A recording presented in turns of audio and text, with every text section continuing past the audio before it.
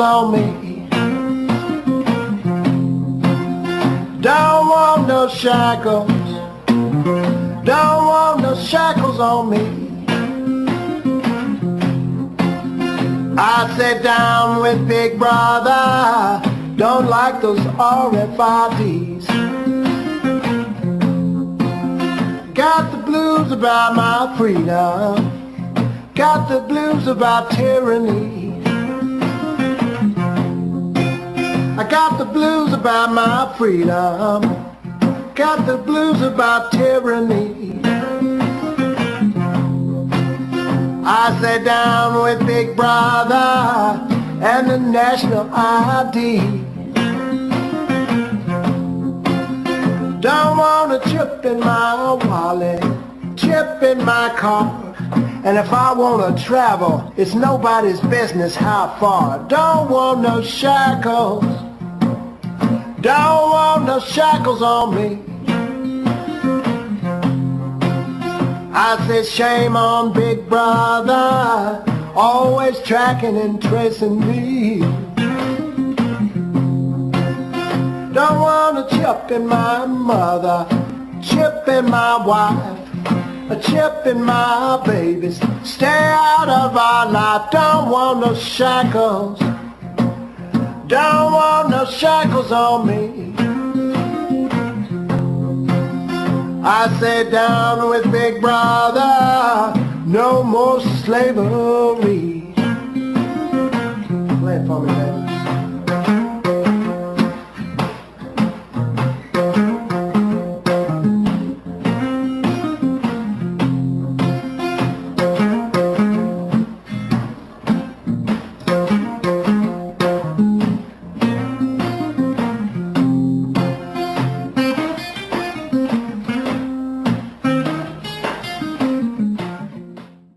This country starts early.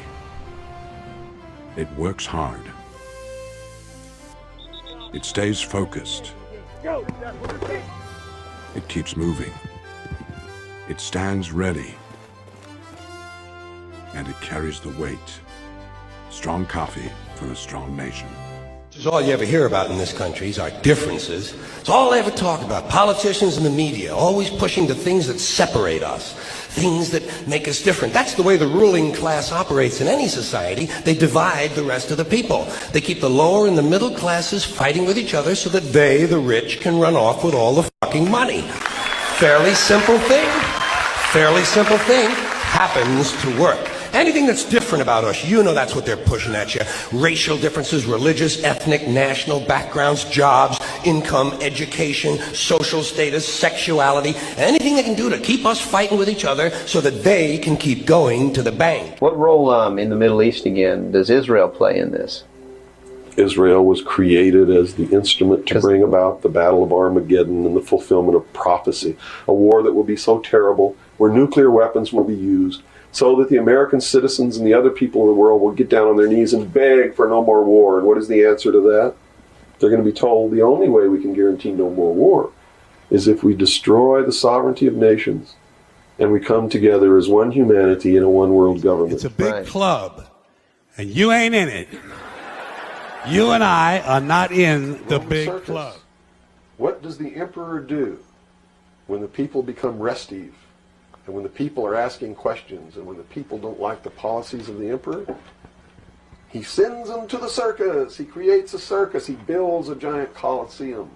And he begins to throw the Christians to the lions. And he has great chariot races and football games and basketball games, all to keep the idiots preoccupied with things that don't mean anything in the scheme of the entire world, so that they don't have the time to learn what the truth is, so they don't ever get smart enough to learn how they're being manipulated, so they don't ever question the emperor. That's why they pay a player on a football team or a baseball team $1 million or $2 million or $3 million a year. It is the Roman circus. Why do you think politics feels more like a team sport than democracy? Because that's exactly what it became. George Washington warned people about this a long time ago. He called it the spirit of party, and he said once political parties took hold, they'd start serving themselves instead of the public. And that's exactly what happened. Loyalty goes to the machine, not the country. They protect the brand, protect the tribe, protect the donors, protect the power, and the public gets whatever's left after the fundraising and the damage control. That's the bargain now. You cheer for your colors, they keep the scoreboard lit, and everybody acts like the game's what matters. Washington understood that once parties get strong enough, they stop asking what's good for the people and start asking what's good for the party. And once that happens, democracy turns into maintenance. Maintain the power, maintain the loyalty, maintain the illusion. To the Army and Navy and the battles they have won. Here's to America's colors, the colors that never run. May the wings of liberty never lose a feather. I have come here to chew bubblegum and kick ass. And I'm all out of bubblegum.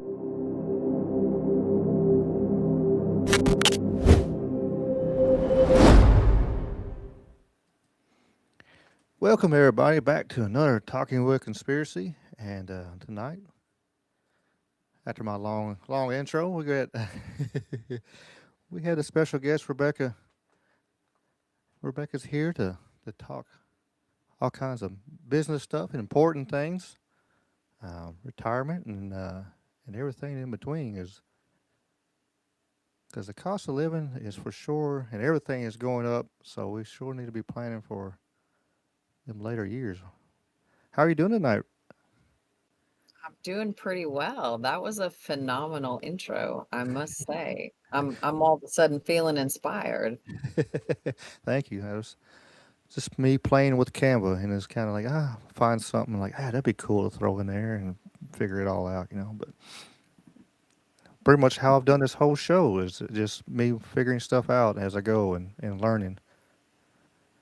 So it's, I am a fellow fumbler through life, so I resonate. For sure. There's nothing wrong with that. That's how you learn, though. You just try stuff, and there's nothing. What my old boss used to say: there's nothing wrong with a failed try. At least you attempted to do something, and so it's important to try. If you don't try at all and don't do anything, you can never succeed. It's very true. I am the mother of 7 children, and I will tell you most of the life lessons I've learned from cartoons. So, there is that line in Finding Nemo. I don't know if you have children, but where the little blue Dory fish says to the Papa fish or the dad, the Marlin character, well, you can't protect him from everything. If you don't let anything happen to him, nothing will happen to him. Something's got to happen to you. So you got to have some adventure in life so you can learn things. For sure. That's why I like the other poor kids, that, the very sheltered kids, they get out of school and they go to college and their whole mind explodes because they're like, what is going on? I don't know. I don't understand. What is happening here? Their whole world is rocked. All the time. Some kids the programming takes, and some kids the programming doesn't take. No, for sure. Try. And then some of us, the programming took for me for a lot of years. It never took for her. I have 5 sisters and a brother, and the programming never really took with most of my sisters, but it took for me. And then all of a sudden, I went, wait a minute. Took me a minute, but I had all my sisters there going, well, it's about dang time, girl. Hello. You have a big family then. That many Well, siblings, and plus that many children of yours. I have 7, and I am the child of my father's misspent youth. So my father, I grew up in South Dakota, and my dad couldn't get off the farm. Thought he couldn't get off the farm fast enough, so I'm the child of his misspent youth. He joined the Marines, came home 4 years later with me. So, the woman didn't come along, but I sure did. So, a 22-year-old man in the 70s, a single father of a daughter. He was a brave man, my father. He was a very brave man. Yeah, that's a hard road for sure, especially back then times. Well, I didn't make it easy on him, I'm afraid to say. I wish I could say I did. I did not. I didn't make it easy on him. I don't think any daughter makes it easy on their dad. I really have to say, like daughters, and like I love mine. One's listening right now, but yeah, it's cause all your hair to turn gray and fall out. And I will tell you that I have 4 daughters and 3 sons, so I had 7 children, which just means I'm a slow learner. Um, I would have sold all my daughters for $2 in a donut when they were teenagers because I had like 4 teenagers at a time. It was a lot. But now that they're grown, oh, they're my favorite people. The programming didn't take with any of my kids either. I don't know why. I really tried hard. I was said as a mother, if anybody was going to indoctrinate my children, it was going to be me. So I homeschooled them. I tried to, drill into them everything I thought was them. It didn't take. I raised some independent thinkers, but they didn't end up thinking anything I thought they would. So, it's amazing how that works sometimes. oh my Lord. Oh my Lord. Yes. Yes, indeed. Nice. How many children do you have, Ricky? 3. 3 daughters all? $2, 1 son. Okay. So you learned faster than I did, apparently. A little bit, I guess. Yeah, there you go. My youngest is not quite grown. She's going to be 16 in November. And she, 16-year-old, 15, 16 is it's a hard age. And she said to me in a fit of temper here recently, I just don't think you ever wanted children. And I said, baby, I know how it happens. If I wouldn't have wanted children, I wouldn't have had them. You might not think I knew, but I knew. I knew. Spicy little girls. I'm almost adult. That's the beautiful year right there. Age 15, 16. They want to be adult, but they can't be adult. They can't survive without you, but they don't want you to help them. It's a beautiful time. It is something. It's something now. Round 7 is about to knock me out. That's what I'm going to tell you about this last little. I've had multiple generations, so I can tell you that, my oldest is what would she be? A millennial, Gen Z, millennial, I think she'd be a millennial. So I have a few of those. I have a few Gen Zs, and now this Gen Alpha, my last is a Gen Alpha. She's like Gen X all over again, which means we butt heads a lot because I'm Gen X. So, That's what they say. I've heard a lot of people say that. Like, a lot of the Gen Alpha is just a Gen X all over again. And I've seen a lot of them. I've seen a lot of the kids and stuff. They're, doing some of the same, like playing outside and doing some of the things and doing crazy stuff, like, kind of like we did back in the day. And it's like, okay, maybe there is hope. I don't know. Because it was looking grim there for a second. Because, so maybe there is some hope to. There's always hope. Go completely down the toilet.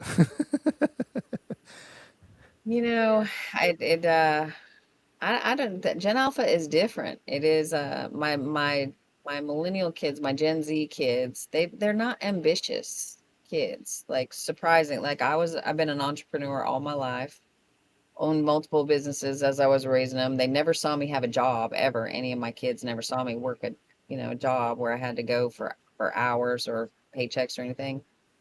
But they kind of are just more laissez-faire about the whole. It's kind of like they a little bit know the financial deck is stacked against them, right? And so they're like, nah, I'm just not going to play.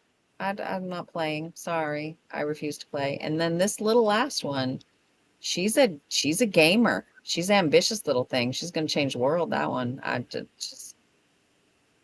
she's got it, like we were. She's going to conquer everything. She is. So that's it's awesome. different. It's a different generation. It's wild to see.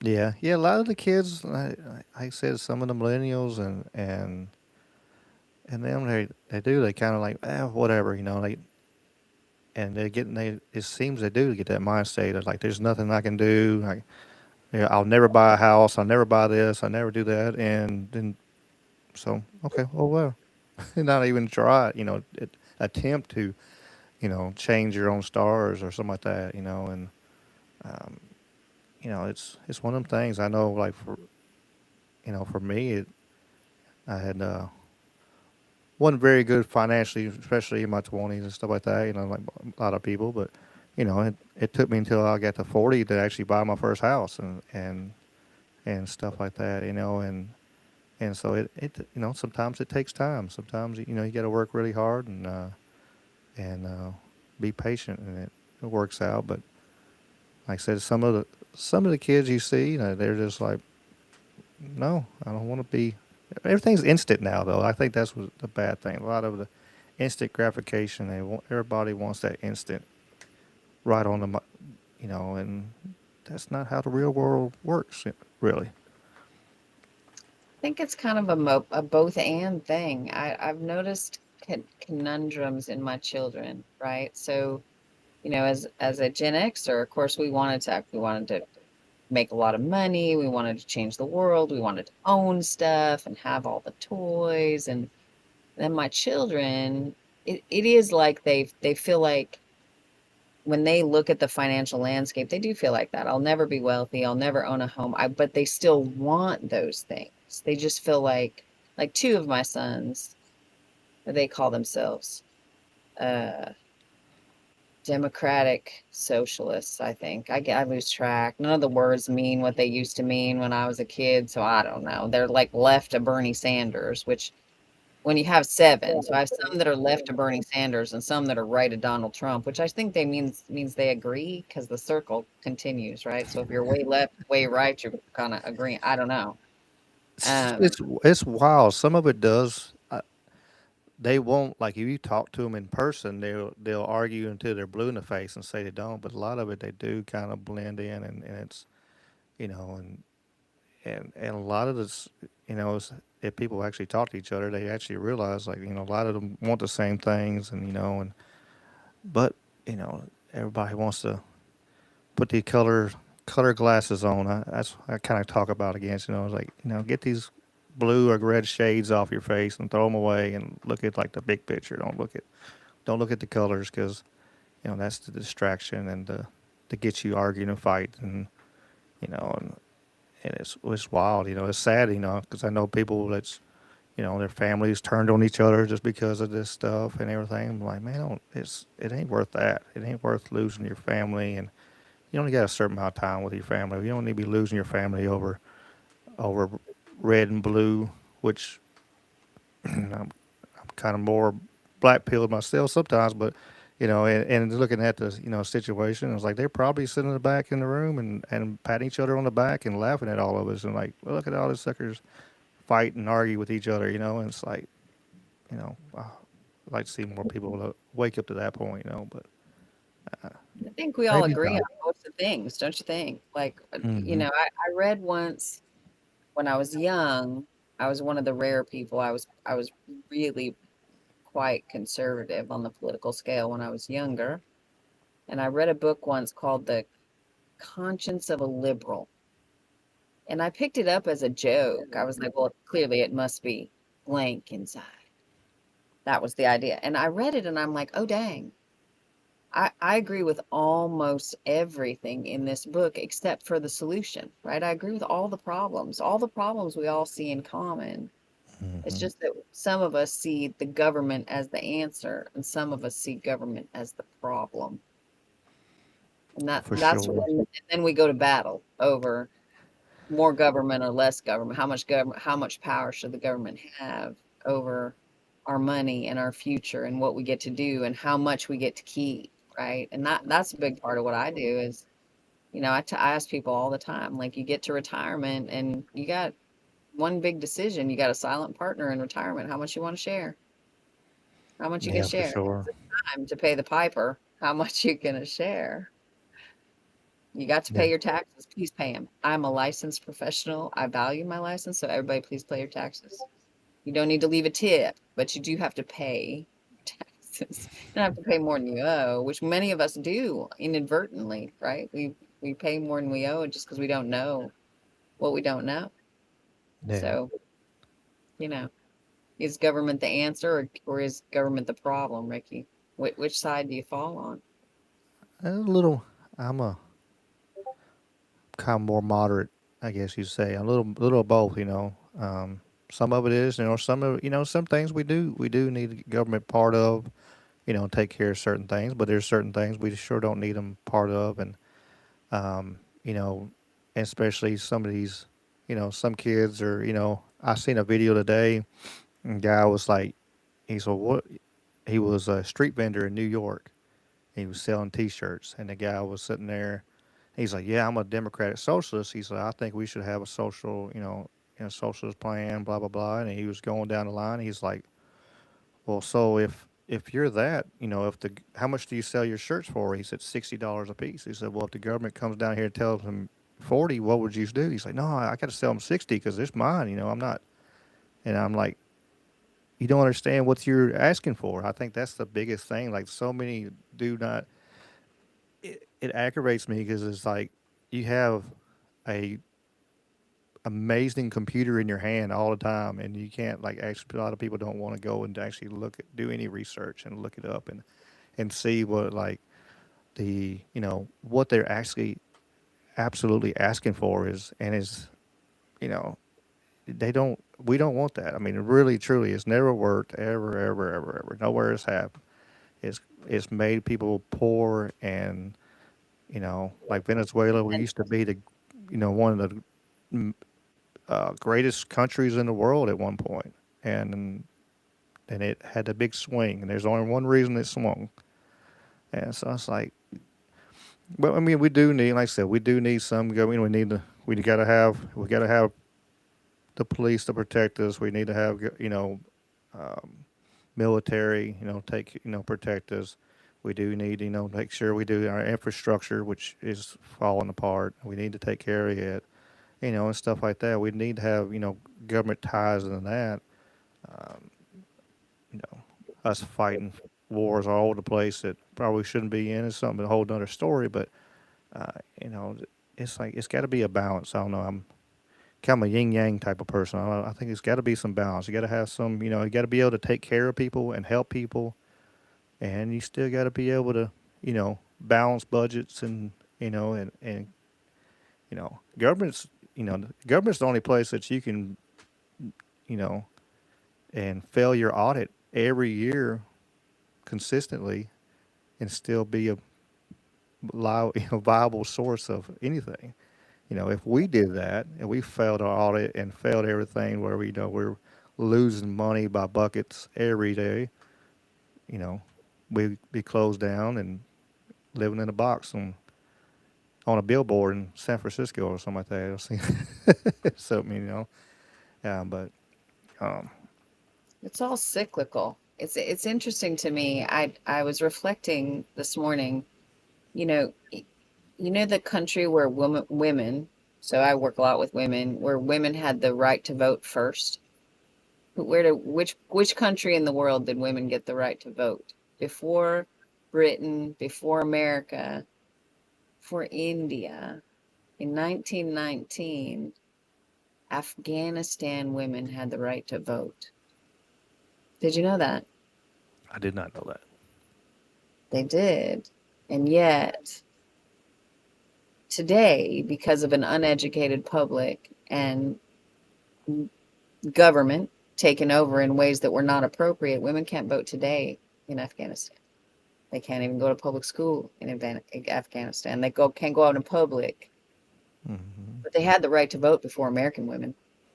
Wow. They did. I did not know that.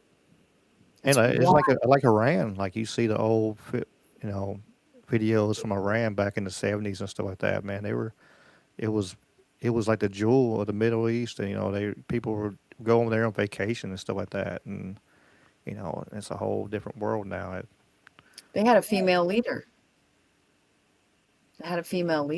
America's never had that. But when the public doesn't pay attention and we let the government do whatever the government's going to do, like we are the check and balance. And when one hand doesn't know what the other hand is doing, or if we just say, well, I'm a patriot, I'm sure they're doing the right thing. No, don't be sure of nothing. Because that can happen. And we've seen it happen since 1990. I'm not quite that old, but I mean, it is shocking to me the freedoms that females used to have in the Middle East that they do not have anymore. And it makes me a little frightened for our own country. I can't imagine women not having the vote in America. And yet I know my sons are not the only young people that are saying exactly what you said. I'm a democratic socialist. Everything should be free. We should have free healthcare, free education, free housing because we breathe. The government should support us. Excuse me. Where does that money come from? That's the biggest thing. Where does the money come from? And they Right. want to tax the big rich people, and they're already getting taxed 50% as it is. And it's like the thing that I always have the discussion with people who come up to me and say that to me, is like, who makes jobs? Who puts money back into the infrastructure? Who put money back into development and all this kind of things is the ones who has the money. You're not going to a poor person that has less money in the bank than you do to go say, "Hey, do you have a job?" You go to somebody who has some money to go, "Hey, I need a job. Can you help me out?" And that's who pays you. You can't. And it's just, it just, one of the problems is social media. It's a great thing on one side where you can keep up with your friends that you've had for a long time, and you can do all these things, and you can connect with people all around the world and that's like-minded and stuff like that. The bad thing is it gives a platform for a bunch of ignorant people that have no real world sense or any common sense or any book sense or anything else to go, "This is what I think," and then once a few people go, "Hey, that I like that idea. I want free everything." Yeah, and just it takes a movement, and it's like y'all don't know what you're asking for. I mean, but if you want to look, you can go look in the history books and look at and see what you're asking for, what it brings. It brings famine. It brings hunger. It brings people dying. But the arrogance of youth will say that's because it's never been done right. They didn't do it That right. That's why, right? And so I think on a financial aspect, and I've had this conversation with my children who lean that way. I think one of the misnomers about money that the younger generations have is that money is a zero-sum game, right? If Jeff Bezos has a lot of money, then people are starving because Jeff Bezos has a lot of money. Or Elon Musk is worth $1 trillion. I don't think he is yet, but he will be someday. Therefore, people around the world are starving. It's not how money works. Money is not, it's not, there is a finite amount of money is energy, and it's how we attribute value. If it wasn't money, it'd be rocks or pebbles or beads, or we assign value to things. And when humans contribute value to the world, that the energy flows to them. And in our world, it's money, but it's not as because he has more doesn't mean I have less. I'm not limited in what I can earn because somebody has a lot of money. That's not how it works. And they can't wrap their minds around money is a pie. And if somebody has a big piece of pie, everybody else has a littler piece of pie. That's not how money is. It's not the way the game is played. But they can't get that. So you have that, right, on one side. And then you have other people. Like I talked to a 73-year-old woman this morning. She's very conservative, and she's very concerned about technology and all the things that are happening in the world. She's the wars that are going on, and what she couldn't get her head around was she couldn't move her money to another bank because she couldn't trust technology to do that. And I said, change starts with the micro. Change starts with you and I. Change starts with you have to participate in the system to change the system. If you just stand outside the whole monolith of the system, you can't change it. You have to a certain extent, participate in the system so that you can have the power to change the machine from within, or stop the machine from within, or however you want to do it. But if you're just standing outside it, you're not going to impact it. And she couldn't get there with me. So it's too, it's this whole spectrum of what people think about the government and finance, and it can empower us or handicap us depending on how we think about it. Absolutely, and it's sadly, it's like, a lot of people just, a lot of people are just not good, just not good with money. There's like, I seen where the guy, you hear about people that win the lottery and they get millions of dollars. And I know one, I seen a video talking about the other day, and he's back living in a trash can. You know, he spent all the money and just blew it all, on whatever. And it's like, you know, should have been should have been generational wealth to turn around and you turn around and take it. Or I'm gonna take this, invest this. He could have done anything. He could have took this and built, bought rental properties and turn around and start, having money coming in here and there and whatever. It's anything, but just blew it all. And then he's right back where he started. And it's like I can't imagine that. Like you turn around and you get all this in your hands. He's like, I can do anything, and then now I'm back, scavenging for food. It's like, uh, there's there's a reason some people have money and some people don't, because some people don't have the ability to control themselves, with the money. Oh, who teaches us? Who would teach somebody like that, or any of us really? I mean, if you think you make $50,000 a year over 20 years, you're going to make $1 million. And now over 20 years, how much do you have left of your $1 million? Most of us spend every penny we come in. We it's hand to mouth still. We don't have any of that $1 million left after 20 years. Nobody teaches us the tools of generational wealth. I was not a trust fund baby. I was a farmer's daughter. We knew crops and cattle. We didn't know money. We didn't know money. We didn't know the rules. And if you don't know the rules of the game, you can't win it. So if you hand somebody who doesn't know the rules all the money in the monopoly board, but they don't know how to appropriately use it, well, they're gonna hit they're gonna hit the wrong button and go, well, this looks good and that looks good, but they have no way to gauge what is a good decision and what is a bad decision, because nobody's educated them how to do that. For So sure. of course they do. Of course they do. It'd be like And putting me in schools aren't not letting them, a schools aren't teaching the stuff anymore. They're not teaching economics or anything like that. Anything that's important, they pulled all that out of the schools. And it's like, that don't make sense to me. It's like, why aren't we teaching the kids, like, kids don't even know how to write a check. They don't know how to do any of that stuff anymore. And it's like, or pay bills or anything. It's like, why aren't we teaching, but it's kind of like a system, on one side of it, it seemed like, well, this is what they want to happen. They want a society of people wanting handouts or wanting their handout or needing this or whatever, and don't want them actually being able to take control of their lives and understand how to do these kind of things and build that generational wealth, like you said. And it's a sad situation when you see where it's like, where do you get these tools? Where's it's not in school, so.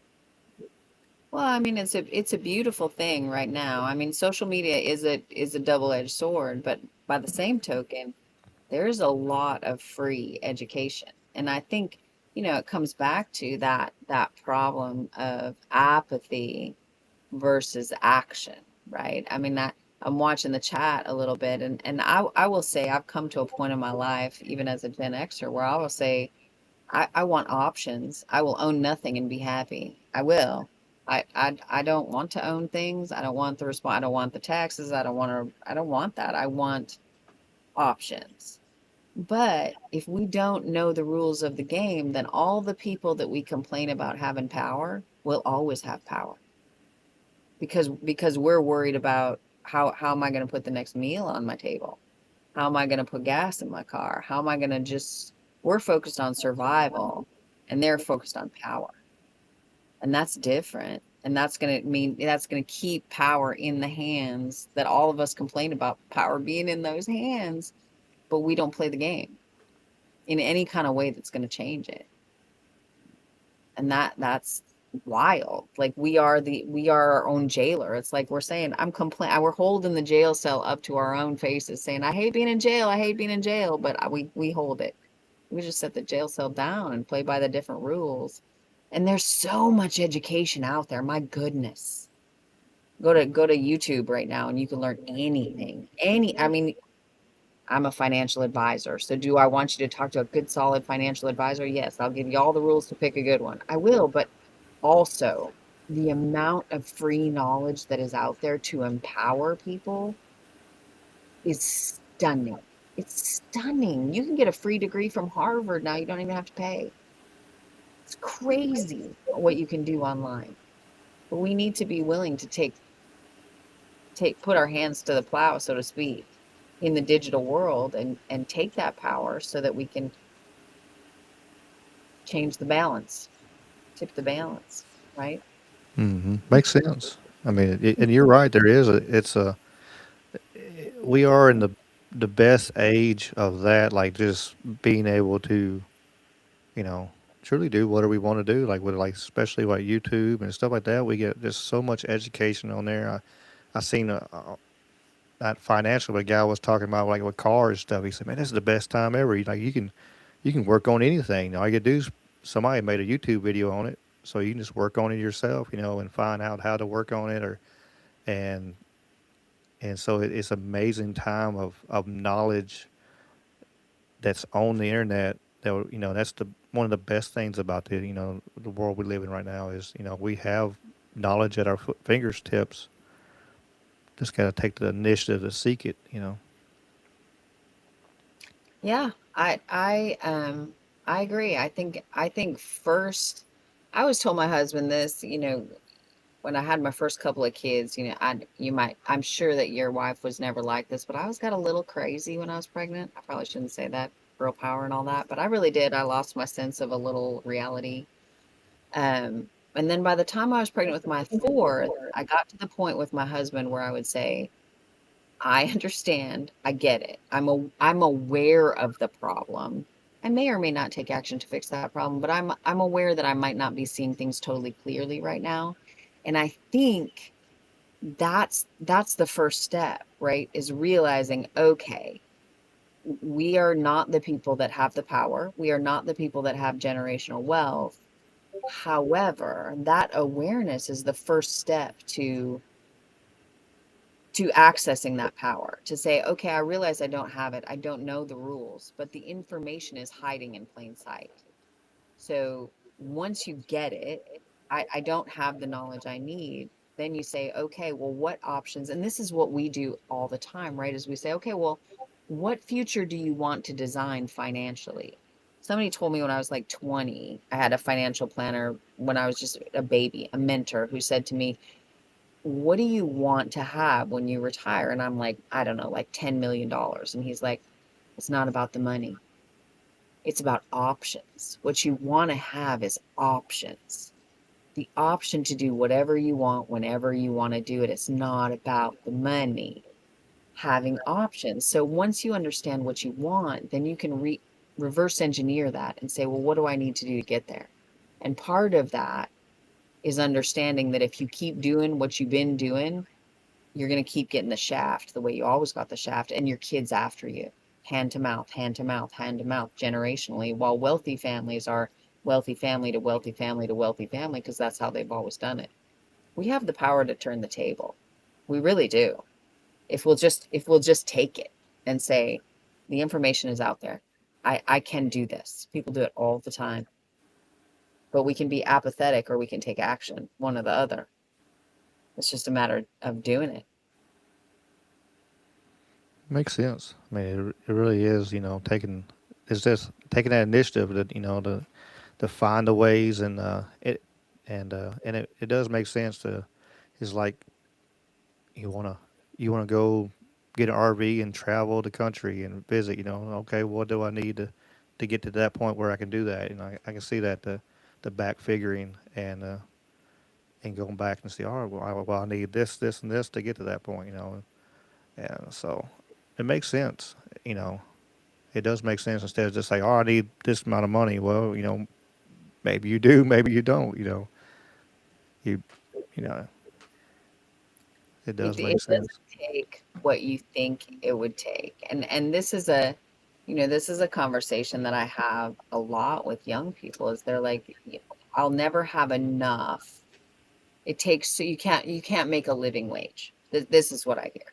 I can't make a living wage. And I'm going to tell you and I live just north of Austin, Texas. So I don't live in a, I was raised in South Dakota where things are a whole lot less expensive. But right now, I live north of Austin, Texas, and I'm going to tell you all other things accepted between a place to live, a car, food in my belly, a relatively serious Amazon addiction, pretty fingernails and pretty lashes. I can do all of that for like $2,000 a month. That's true. That's true. Now, could I raise 7 children on $2,000 a month? No, I couldn't have done that. But I think people want to say it's not about what could I do it for, it's what do I want, right? Well, I want a 5-bedroom house and I want. Okay, well, that's going to take a little more, but that goes back to what do you want? And then let's reverse engineer what you need to have that. But what do I need to have? A roof over my head, a car that gets me places, food in my belly, and feed my Amazon addiction and my little girly pretties. Doesn't take that much. It really doesn't. Really doesn't. And I don't live in a cheap part of the world. So, my kids are always forever saying, well, I can't make a living wage. I have to find a job for $50. No, you don't. You don't. But if you want those things, and nothing wrong with wanting those things, nothing wrong with wanting the 4 or 5 bedroom house and the brand new car or the Escalade or the, whatever it is, nothing wrong with that. I'm casting no aspersions. I'm just saying it's about what you want, and we need to take responsibility for this is the life that I want. Then I need to find a job or a position or a business or a side hustle or whatever. I need to learn to have the knowledge that's going to pay for the life that I want. But the life that just gets you there, like if you want to be a digital nomad, like I'm one of those old hippies, Ricky. I'm gonna be honest with you. If I could just live in a van and travel the country, golden. I don't want to own any toys. I just want to know people that have the toys that like me enough to invite me to play with their toys with them. Yeah, I can see that. That is the way to live It's for pretty sure. sweet. You get all the joy, all of the everything of having, toys and all the pleasure, but I don't have to maintain it. I don't have to change the oil. I don't have to change the light bulbs or fix the sewer. Oh God, I don't want any of that. But it's important I have this conversation with a person I'm very close to, and he says to me all the time, he's like, I want to own things. And I say, I love that for you. You should own things. That's fantastic. I don't want to own things, but I love that you own things because that works out for both of us. It's fantastic. But Yeah. that's not what I want. So acknowledging that this is the life that pleases me and makes me happy. I have zero stress. And it doesn't take a lot. So then I can save and I can do things so that I'll have options in the future in case a girl changes her mind, which girls tend to. Yeah. Daily and hourly, isn't it? Hey now. I was playing. Uh, yeah, I mean, for me, and something like I was trying to get to the point, like what I did, um, where I'm here now, I actually like downsized and everything. I sold my house and downsized, and we got to the point where everything I own, is paid for now.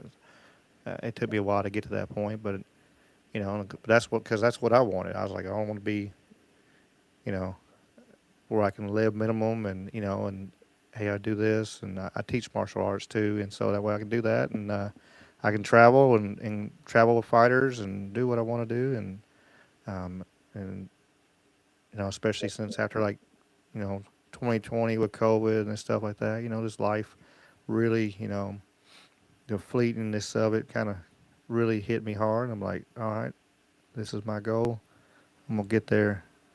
It took me Took me 6 years, but that's which was really quick actually, for some stuff like that. But I was, I've been blessed and stuff like that to get to that point. But yeah, it makes sense though. You got to understand like what your goals are and what you're looking for and what you realistic goals, and if like you said, if you want stuff, you really like the toys, it's just you got to make sure you plan for it and have a little more money put back for the big boy toys.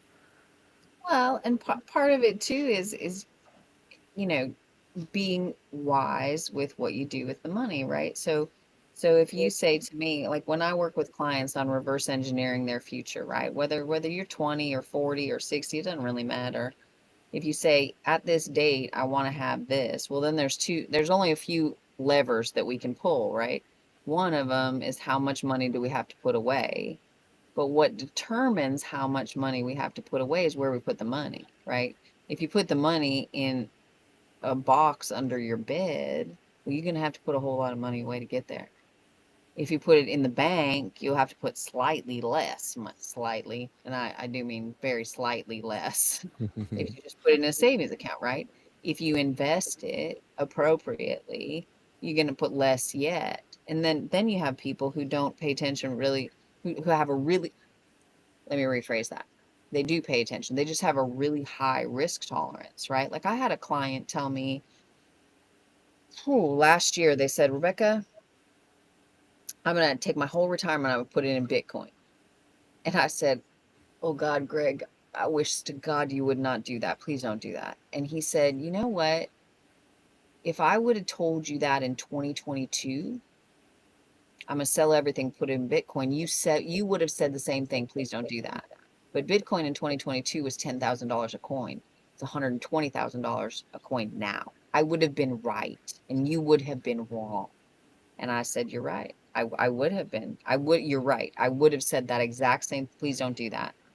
I would have been wrong. You would have been right. So if you look at Bitcoin now and you have the risk tolerance to take that on, as long as we're going to say, I am responsible for the choice that I'm making, and I think this is the wise thing, right? Which brings us all the way back to the conversation of somebody wins the lottery and makes inappropriate choices. You can make a great choice and win, followed by 18 bad choices and be back to where you started. Doesn't mean you're done. It just means you got to start another round knowing some more rules, because you're never the same. You can win and then lose, and you're still better off for the win and the loss, don't you think? Absolutely. You hear people like that. They won and lost many fortunes and then turn around and it's part of it. It's the gamble of the thing. I wish to everything. I kick myself in the head. Really, if I could, I would. It's just like because I remember seeing Bitcoin when they first were talking about it. I'm like, man, that's just junk. I was like, ain't nobody them digital money. What is that? I mean, I remember when it was less than a penny, or whatever. It was like it wasn't nothing. I was like, I could have spent $100 and be, I could have bought this whole county I live in probably at this point. It's just like, oh, well, it just wasn't meant to be then.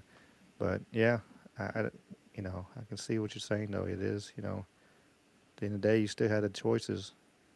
But as always, you just got to, if you make a wrong choice, you just got to get back up and dust yourself off and keep on keeping on and do it again. Well, and realize that it's not a waste, right? I have over the years, I have owned businesses that I won. Like, oh my gosh, wow, and it felt easy. So I thought I was something, and I tried another business, and it was the death of 1,000 paper cuts. Like, oh my God, this is horrifying. But I was better off for the win, but I was better off for the lose too. The things you learn through the failure, sometimes more than what you learn from the win. Like that's an MBA in business. Owning a business that fails, the things you learn. If you don't let it make you bitter and you go, okay, well, you're not the same person. You still have all of that experience. You have all of that knowledge, painfully earned, but you'll never be the same for it. You're wiser going forward. So now you can say, well, I could have invested in Bitcoin when it was a penny. All right, well, you didn't. So maybe we can dollar cost average into it. Or maybe the next time an opportunity comes along and, old folks, older, early middle age folks like you and I, early middle age, that's where I am. That's the way I'm phrasing it. Early middle age. Something comes along and I'm like, you have got to be kidding me. That's never going to work. I could say, well, I don't think it's going to work, but maybe I could I'd feel comfortable putting X amount into this because there seems to be something to it, even if I don't understand it, right? So learning from it rather than saying, well, woulda, shoulda, coulda, damn it. I mean, can I say that? Can I say that on your podcast? Yeah, you're good. Yeah, don't worry. I was raised by a Marine, remember? So I can cuss the blue streak. I really try not, I try so hard not to, but sometimes I slip. Oh, you're good. Yeah, no, we've said a lot worse on here. Okay, good. Not very often. We don't get very, Don't get too spicy. no, we're not very We're not Alex Jones, level or nothing like that. As you hear my voice, I'm not, I stay pretty calm most of the times. But yeah, especially my friend Jamie, which hopefully he'll be back soon. But he just found out he had cancer, so he's been fighting that. He was in the intro stuff like that. He's part of like the power couple of resilience. Like he had a motorcycle accident and broke like his whole body, and he's still moving around. And then Whitney, his girlfriend Whitney, she lost both her legs. She got a disease. I forget what the disease is. I always forget what it is. But she lost both her legs, but she has the one of the best outlooks of life I've ever met anybody in her life. She's just positive, happy all the time. She messed around, and when her and Jamie got together, and she's like, I want to write a children's book. Okay, let's write a children's book. And then she did. Was talking about the positivity and stuff. So, but the reason I said that because Jamie's kind of he might be borderline, had Tourette's or something like that. I don't know. He just so he'll all of a sudden he gets real excited, and I've had in the chat like, why is he talking talking loud? I'm like, it's because he's got Tourette's. I'll put in the chat, he's got Tourette's. That's all. He's like, oh, okay. He'll just start dropping F-bombs and gets real excited and stuff, and it's like, it's just Jamie, and his Tourette's is kicking in. That's all. So, like I said, you won't say anything that hadn't been said on this show. I guarantee that. I feel better. Appreciate you asking, though. Well, you don't want to.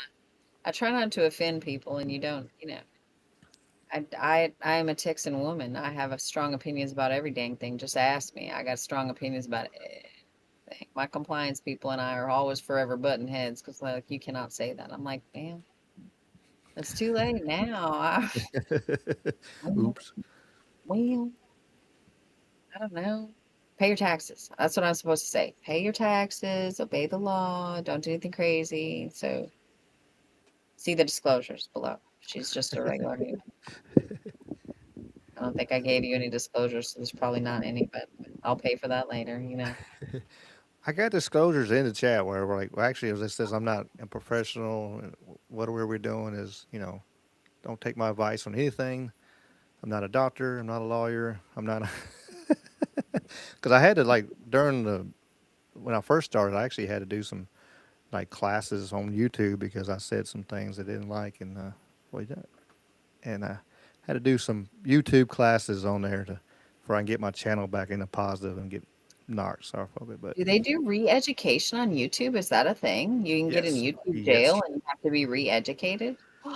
They'll give you marks, and if you get a mark, and by the time you say, okay, I'm my bad, and they're like, all right, well, you got to do this thing, and it's like multiple choice, and then you go through there, and then you ask, and then it's like, well, that's the wrong answer. Hit again, and you have to until you hit the right answer they want you to say, and then okay, if you do that again, we'll knock you where you can't be live for 2 weeks or 3 weeks, and if you do it again, then we'll just knock your channel off and kick your channel out, delete your channel. Ricky, everything in me wants to know what you said, but of course you can't say it because now Oh, you've been it's re-edited. better You now. won't even tell And, me.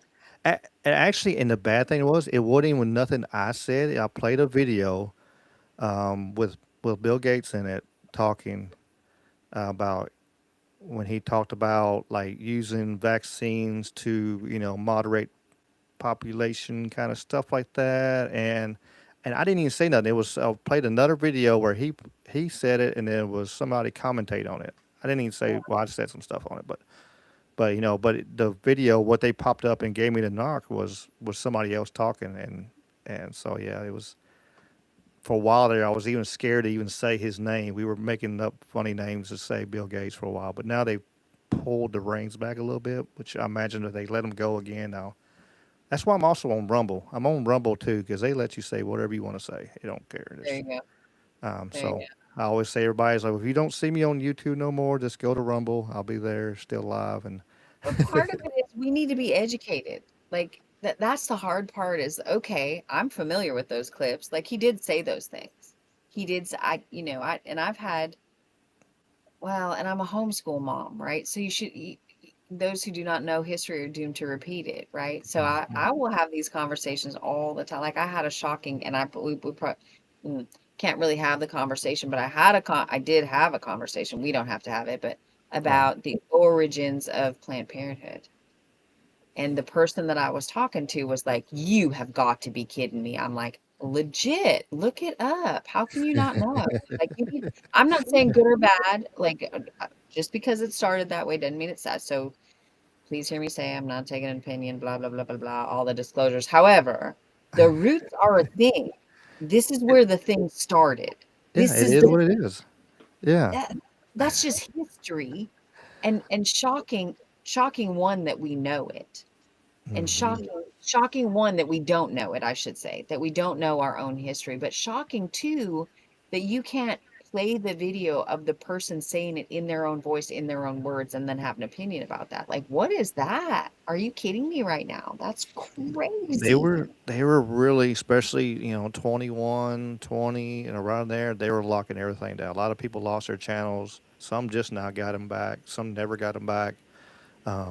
They were really locking down, like not letting anybody just even halfway slip up and say any kind of misinformation that they deemed was misinformation. And so I know I put that big disclosure and all that in there, and It's all for but entertainment. Don't take it yeah, we're seriously. here for your entertainment purposes Oh, only, we're for just sure. entertaining you. It ain't real. But yeah, nobody knows about the history of like that. Like if you really look back and and Sanger and all that, we won't go on the other names Don't need of to go what, into it, but you look know, it up. It's a but crazy yeah, story.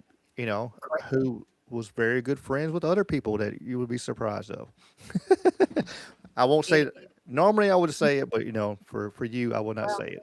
I don't want to get you in trouble. I don't want to Oh, get I'm you. not worried about me. I'm worried Well, about for you if you got as long anybody. as I'm not talking about like I can't talk about specific investments or I will get myself in trouble. But Okay. I the was like, fact that me, I ain't worried about me. I'll say anything, and we don't know our own I don't pull no history, punches. right? Like I talk to people all the time who are, on a money aspect of they don't know like who was FDR for real? Like, what did he actually believe? And how did Social Security get started? What was it meant to be? Why is it what it is? And people just think, well, that's my due. I get that from the government because they're supposed to help me retire. Oh, no, that was not it. That was not what it was ever supposed to be. And the genesis of Social Security is not all we're going to rescue poor people. Like that was not it. I mean, if you've never read have you read The Forgotten Man? I have not. Oh my goodness. Okay, well, all of if for a podcast that talks about conspiracy, please read The Forgotten Man. Please read or The Great Leap. Those two books will like unplug you from a huge part of the matrix. If you now I say that, but keep in mind that I am also a girl that is like, please plug me back in the matrix. I am that part in life. Just, get me reasonably comfortable and I'll be your battery the rest of my life. I'm fine. I'm not going to fight the robots anymore. I'm just like, oh God, I'm tired of fighting the robots. Just plug me back in. But those two books, The Forgotten Man and The Great Leap, if you have not read them, they are stunning accounts of history. Our history as Americans I'm telling you something, we don't know our own history, and it doesn't do us any favors to not know it. Now, that's not any kind of financial advice, but it will open your eyes to the way the financial systems are created and run in America. And once you see it, right? Just like the Matrix, once you see it, you can't unsee it. Just take the pill, you take the pill. Now you see it. Now it's how can you maximize it so that you have options? Because in the end, we can't change anything if we don't have options. If we're too worried about how we're going to put food on the table, we can't change anything. That's true. Yeah, And things kind of need to be changed. Put them books in my tabs here, so I got them saved where I can look at them, check it There out. you go. Yeah, Yes. because I'm always looking to learn and stuff. Like I always say, like I don't know everything, but I'm open to learn and figure stuff out, and stuff like that, and learning the history of, how did it, how we started with the petrodollar and even the Federal Reserve and how it came about and like how the Federal Reserve has not been on the gold standard since the 30s. It's fun facts that Crazy. nobody really knows. No. Not only do they not know that we're not on the gold standard, they don't know why that's important. Why does that even matter? So we're not on the so what? Because we have nothing that holds the dollar up anymore. We don't. It's just We don't. whatever people are willing to pay, and that's why the inflation's to the point. That's why you could buy a car back in the day for $3,000 and a house for 15, and now we got to pay 300,000 for a house and Oh, you're $80,000 for a car, and come it's on now. You believe it's $80,000 for a car? yeah, it's wow. I looked at a big truck the other day. It was a dually, big Dodge, Ram 3500 and stuff. It was like $110,000. I'm like, Gosh. I'm like, what? There's no way. Right. How does anybody afford this? How are you spending $110,000 and you got 7 years, 8 years? So the payment's got to be You can $3,000 a month. your vehicle for 10 years. 10 years Oh, on I a didn't know car? that. Yeah, Are you kidding me? My dad would have had a fit if I would have ever financed a car more than 3 years. He's like, you don't do that. That's stupid. Don't do that. I'm like, well, okay, Dad. Anytime I got a car loan if I got a 4-year car note, I always got my dad would say, oh, Beck, stop it. No, but now you can do it for 10 years. Although I will tell you, I don't know where you are in the world, but I drive a Tesla and the whole world is safer because I do. I do. And that Tesla, now I didn't get a fancy Tesla. I don't have a Cybertruck. I kind of think those are ugly, but I just have the base model, like a Model 3. It cost me like 35 grand. I'm like, okay, that's reasonable. That's not bad. And I don't have to drive at all. I prop my laptop up against the steering wheel. I don't even look. I just hit the button and it goes. I hear a lot of people talk about him. A friend of mine's got one. He's actually got a Tesla truck, and he was talking about it. He was like, man, he was just sitting there kind of tired and whatever. He was like, all right, go home. And I took him right home. And I was like, wow. Yeah. It's amazing. The technology is amazing. It is amazing. I will say I have started wearing my sunglasses at night. I shouldn't say this on your podcast because somebody's going to figure it out, but I figure everybody knows. If I know, everybody knows. If you put your sunglasses on and you lean your head back, you literally can take a nap. But if you can't put your head down like this because then the car will yell at you for not watching the road. If you put your sunglasses on and close your eyes, it won't yell at you because it still thinks you're looking at the road. Nice. Well, do what you gotta do. I'm not a big fan of like females, the stereotypes, but I'm not a good driver. I have a very heavy foot. I get very frustrated. So having a car drive for me, it's great. It's great. It's the best.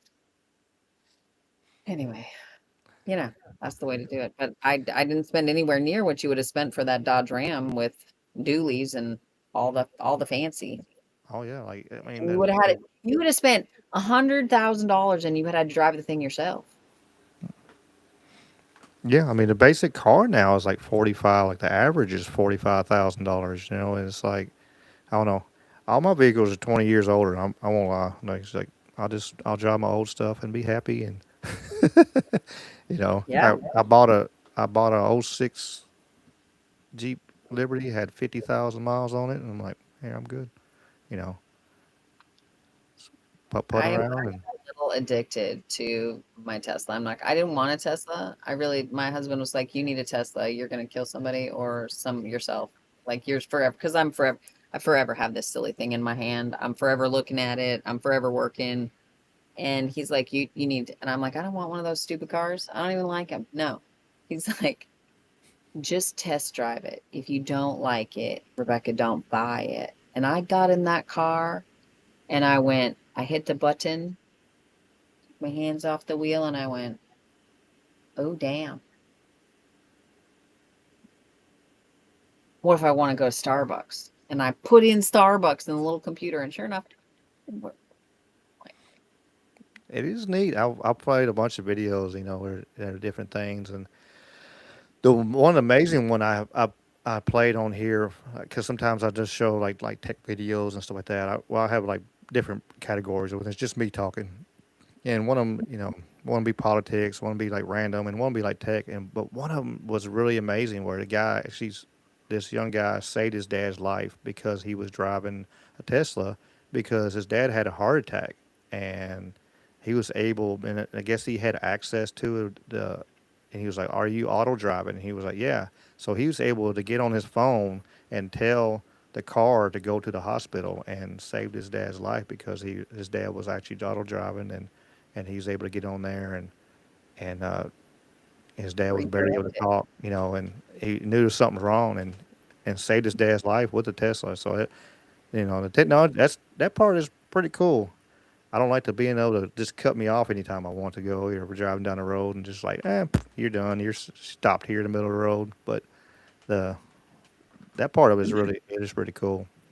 yeah, I, I'm telling you, in this world, to not have to drive, to not have to pay for gas, to not have to do oil changes. I don't have to do anything to that car. I just have to charge the dang thing. It's pretty sweet. I gotta say, whether you love it or hate it, trust it or don't, I'm telling you, I have gone from the middle of Texas to the middle of Oklahoma and never looked up from my computer and just went, oh, I guess we're here. And the car will back me into a parking spot, turn itself off and say, okay, you're here. Like, well, all right, here I am then. That's great. What a productive day. Teslas do. I'm watching your chat. It's hilarious. Teslas do see ghosts. I was going through the car so it has the little screen on it. Here's a Hmm. crazy thing. It has a little screen on it. But you have to take it through the car wash on a regular basis, or the cameras get dirty and then it won't drive for you. So I'm a big car wash fan now. I get car washed all the time. But if you look at the cameras in the car wash and you look ahead of you, it'll be like little horses jumping ahead of you because it can't identify what the heck the things are in the car wash. So it identifies it as horses. Oh wow. Kind of crazy. All of a sudden you look at your computer screen and there's horses in front of you and you look up and go, I'm in the car wash. There's no horses here, but there is on your screen. I'm telling you, there's horses right there. So yeah, Teslas do see ghosts. Yeah, I've seen the videos where people drive through graveyards and have, it show people running around them and looking out the window and there's no people there. That's kind of unnerving, I guess. Makes you wonder. It's all energy. It's all energy. Energy never dissipates. It just changes form. So it's all still out there. You never know. Hmm. For sure. You never know. So yeah, very interesting. Very interesting stuff. Well, I don't know that we talked much about finance, Ricky, at all, except for there's a lot of free education out there and you probably should get some. I don't know Yeah. that I've been a benefit to your folks at all. Oh But no, it's been a great conversation. That's all what this is about. This is about having conversation with people and just having real conversations with people. That's what it's about. I Absolutely. think we can, if we just, the education is out there, but it's really tempting in today's world to be apathetic about the thing and to say, well, I'm never gonna get there. I'm never gonna, okay, but if you say you're never gonna, then you're never gonna for real. The education is out there, and there are lots of advisors like me who will just sit down and say, all right, well, let's just have a conversation. We'll just have a conversation, and maybe we can help, maybe we can't, but at least you walk away with more information than you started with, and you can take the first step down the road from apathetic to action. And that's how things change. One from the micro to the macro, the world changes. Mm-hmm. That's how it works. The macro never changes the micro changes the macro. That's my belief. And it takes that first step. You got to make that first step, though. Yeah. Yeah. Anyway, that's what I think. So this has been super fun. I have enjoyed it. Appreciate you coming on for sure. Absolutely. I've never been so entertained by a chat as I have been tonight. Normally I don't get to see the chat. Okay. So Yeah. it's a whole nother level of a podcast conversation. I do a few, but none of them quite so free flowing as this one has been, and no one has ever mentioned Tesla ghosts or the other spicier chats that I've seen. Yeah, like I said, like we were saying beforehand, I was like, I got a great chat, and that's only half of it. Like the Rumble chat is just as good on there. It just Rumble's not integrated into Riverside, so it won't come up in that chat folder. Um, but yeah, it's pretty. They're always like I told you that one show we went 5.5 hours, and that was just because of the chat, because they were started. It was me and James at South Cedar Paranormal. We did our first paranormal show on a Sunday, and we're all like, all right. And we're like, what we're going to talk about? I was like, I don't know. We're just, you tell some of your, things that happened to you, and I'll tell some of mine, and we'll just, swing for the fences and let her eat, and okay. And we were going probably about an hour, and then turn around and then all of a sudden, like the chat, it was just start asking questions and it put inputs and just saying, talking about stuff. And then we were like, oh, okay, yeah. We brought that into the conversation. And the next thing I know, I looked up and it was 5 hours in. I'm like, oh, okay. And it was time to go. That is the best part. I love that. I've never been on a podcast where I can see the chat before, but it's a great space to say, okay, well, you have a, whatever expert, financial expert, or just a, interesting human in front of you. What questions do you have? Like, okay, let's roll. We've done a few things. I'll tell you anything. Here you go. I don't know all the things, but I know some stuff. That's been really enjoyable. I've enjoyed that a lot. I didn't take any questions, but Yeah. I mean, that's the good thing about it. Like sometimes we do that. Some people have questions, and so I try to ask them during the thing. I haven't been paying much attention because I got like two screens here. So this one's got the chat, and this one over here got both the two main chats. If anybody's talking on the other stuff, I don't look at that. Which a lot of it comes through, but yeah, I try to focus on these two. But yeah, and then I'm like, I'm kind of ADD, so I'm like, I don't want to focus on the chat, and then I'm like, now I'm not paying attention to you. Then you'll ask me a question. I'm like, look at the. I don't know what you said, kind of thing. I've been there and done that, so I kind of glance at the chat, make sure nobody's like, arguing or fighting or stuff like that. But I got mods and stuff; they take care of that stuff anyway. But we usually don't have that problem. Luckily, we've had a couple moments where we had to, delete a comment, and I think I booted one person so far. I think mods have changed. Booted one person, and that's it in like 3 years. So, well, you seem pretty relaxed. I can't imagine what would have got somebody so spicy that they would have gotten kicked out.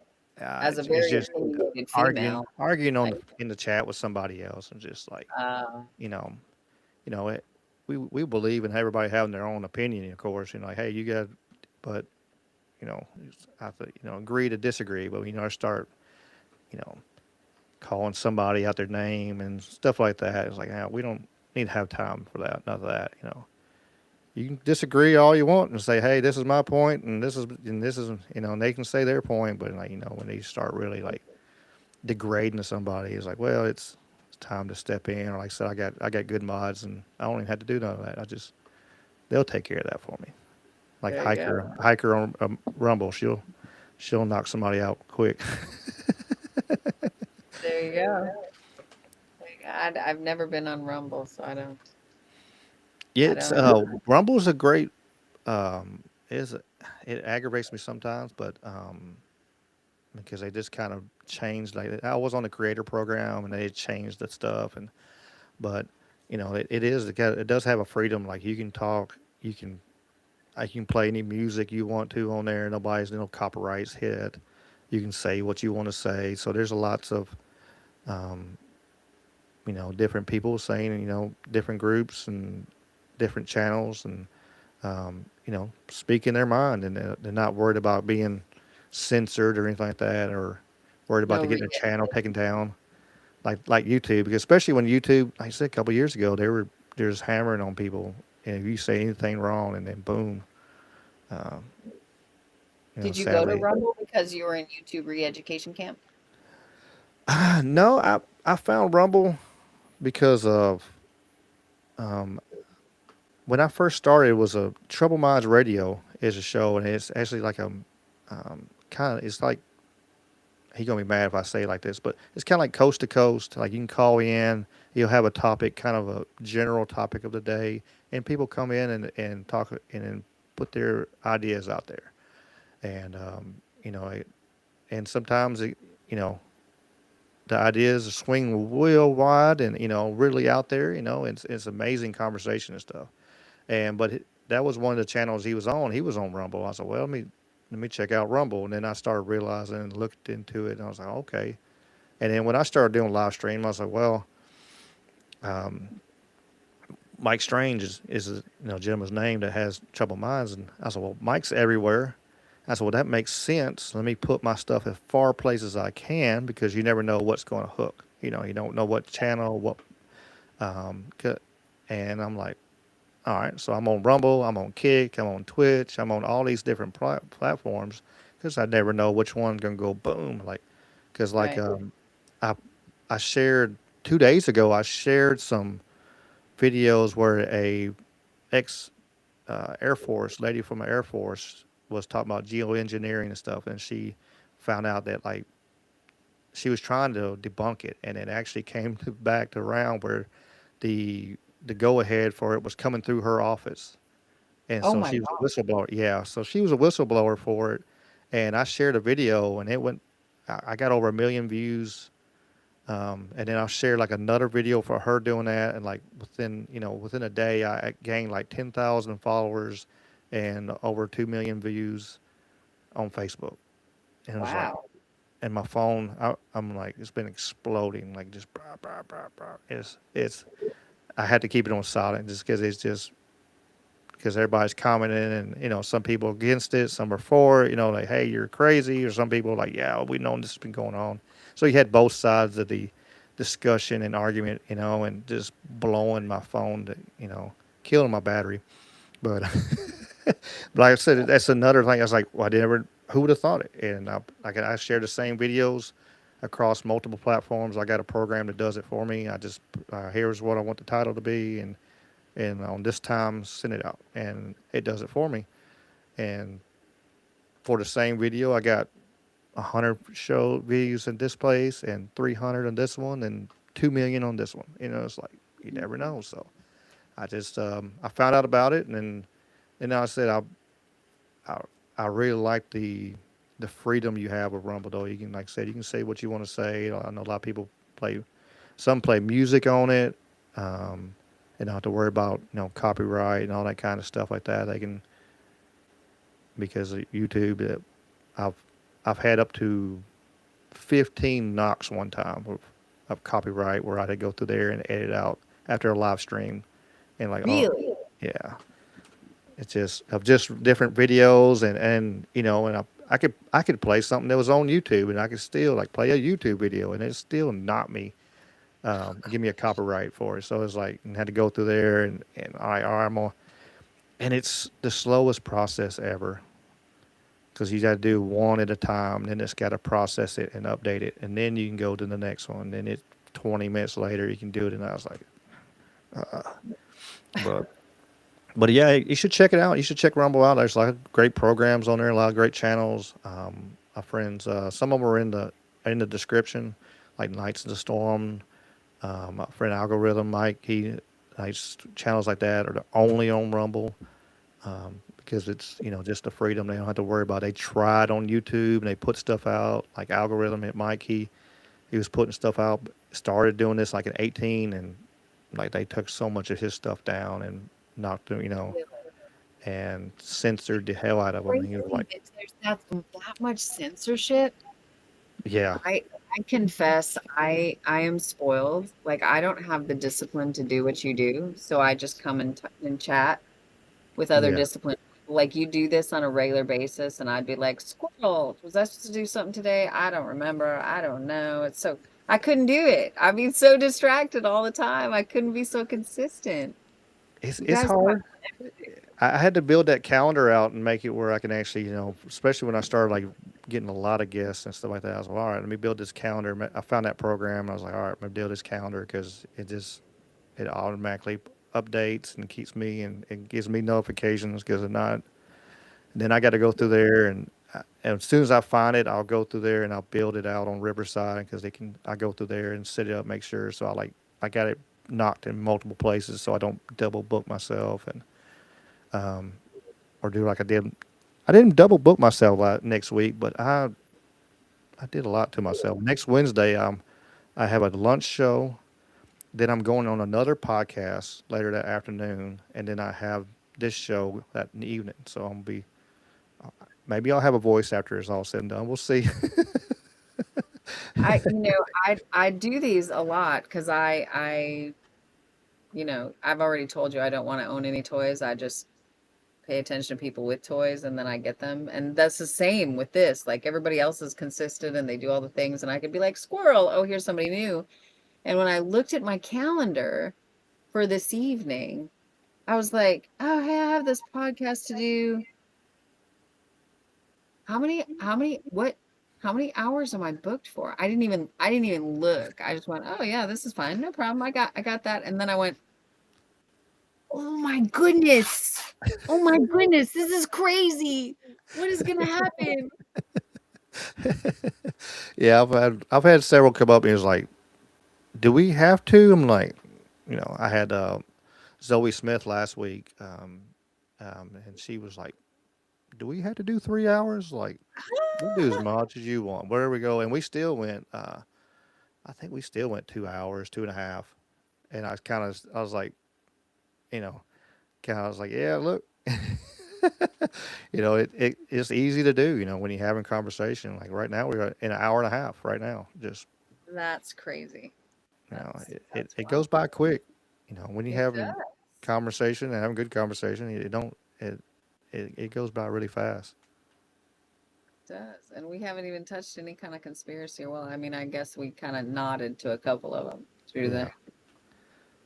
just nodded though. So my compliance people can just calm the heck down because, Yeah. Just little hints. Do your just a own little research. point in the right direction. That's it. That's one of the things I truly try to do is like, hey, I want to talk about different things and stuff like that. And like, especially like, I went on it for a while. I was doing a lot of government projects. So like all like declassified government projects, like Operation Popeye and Operation Cirrus and all that kind of stuff. And I was like, really hit the rabbit hole there for a while. And I was doing lots of shorts and full videos on it, on my pre-recording, and it's like, um, and so it's, I'm like, fact check me. Go look. If you think I'm absolutely full of it, if you think I'm lying out my teeth, look it up. Go look at the patents. Go look at this. Look at the declassified stuff. Prove me wrong. If you can, good. Prove me. I want to be proved wrong. And and then some people come back and go, oh, you're right. I'm like, yeah. It's sadly, some of the things I talk about, sadly, I am right, things like Vietnam and the Tompkins Bay incident. We, declassified, did not happen, kind of stuff. That one bites me. That one's the worst one because to me, for my personal, because my grandfather was over there. He did 2 tours and got Purple Hearts each time, and then he got sprayed with Agent Orange and got emphysema and all kinds of stuff for his troubles. And a month after he passed away, they okayed his surgery he could have. They called my grandma like, "Yeah, he can have the surgery," and she lit into them. I bet. She gave him all the Irish temper she had in her. Good. Which, yeah, I'm glad. I'm sure I can. I wish I was there because it would have been funny on one side, but just hearing her just straight cuss them out like the dogs they were, then you'd hear he went through all that, and then the reason we were there didn't even happen. It's like, you mother. So stuff like that makes me want to learn. Like, okay, if they did that, what else is going on? What else can we find that is just as atrocious as this? And and sadly, I found some really atrocious things. And Well, and the problem I think is because I work with a lot of military folks is sometimes they don't even know. Like I sat down the other day with a colonel in the Air Force. It's not just a little guy, like a big guy in the Air Force, and I'm like, I mean, but like the government has done this and this and this. Oh no, that never happened. I'm like, sir, sir, come on, just between you and I. No, really, it never happened. I have access to all that stuff. It never happened. I'm like, okay, either you're just feeding me a line or you don't actually know. And that knowing the human, I know them pretty well. I don't think they actually know. I don't know how deep you have to get in to actually know those things. Or do they just know? Do you think they just know and they won't tell?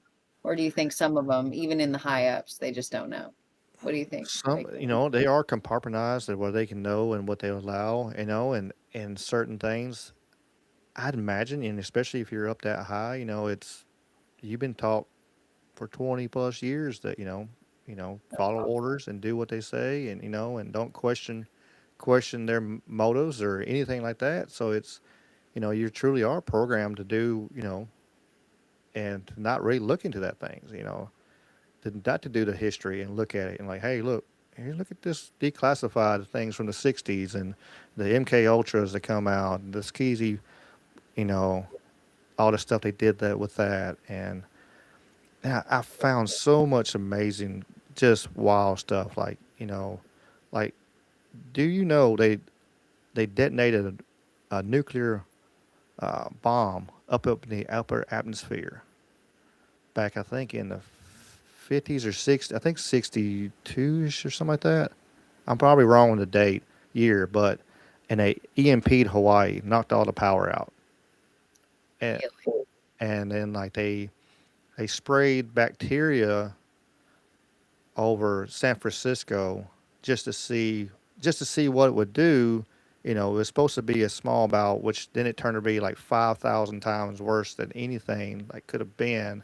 It made a bunch of people sick and killed some people, and it just you just go down the line like it's wild. These are not the droids you are looking for. Is that what we got? These are not the droids you are looking for. Is that was the answer? I mean, yeah, I mean, kind of. It's just, I think scientists are going to be the ones that kill us all. I really do, because they just, let me try this. I can just try this. They detonated a nuclear bomb in Mississippi, down in a salt mine, just to see what it would do and see if they could figure out how, if the Russians were doing the same thing. Why would anybody detonate a nuclear bomb on their own soil?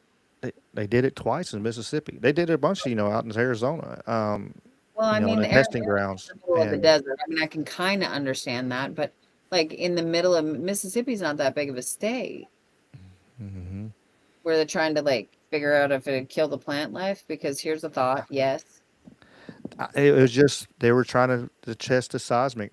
Hey, we can try to test the seismic of it, and then if we see seismic activity in Russia, and well, USSR, of course, at the time, if they're happening at the same time, then maybe that's what they're doing. They're doing the same thing, kind of thing. They were going to send a nuke and hit the moon with the damn thing, but they actually backed off on that one to show Russia that we could do it. Who gives a crap? Just that So this was the whole point, and the whole goal was is to like, so hit what? the moon, so we could do it. And they, thankfully, they said, "No, we probably don't need to do that." You It's think? it's all declassified. It's all out there, like in government programs and government files and stuff. Yeah, it's I forget what exactly the name of it is, but it's easy to look up though. I was having a conversation with one of my military clients the other day, and we were talking about, government decisions and conflicts, and they're like, well, they dropped bombs, they did this, and so we did this, and so they did. I'm like, that is like sixth grade playground logic, or we could not. Like, but they blasted the water. I think we were talking about water supply. Like, they blasted our soldiers' water supply, so we took out their civilian water supply, and I'm like, you sound like a sixth grade bully. How about we just not do that? There's a thought. I'm not in the military, so I don't know of which I speak. However, I'm thinking maybe we just say we're not going to do the bomb thing. Yeah, especially Nancy where we have Reagan. no point of being over there. We have no, we shouldn't be.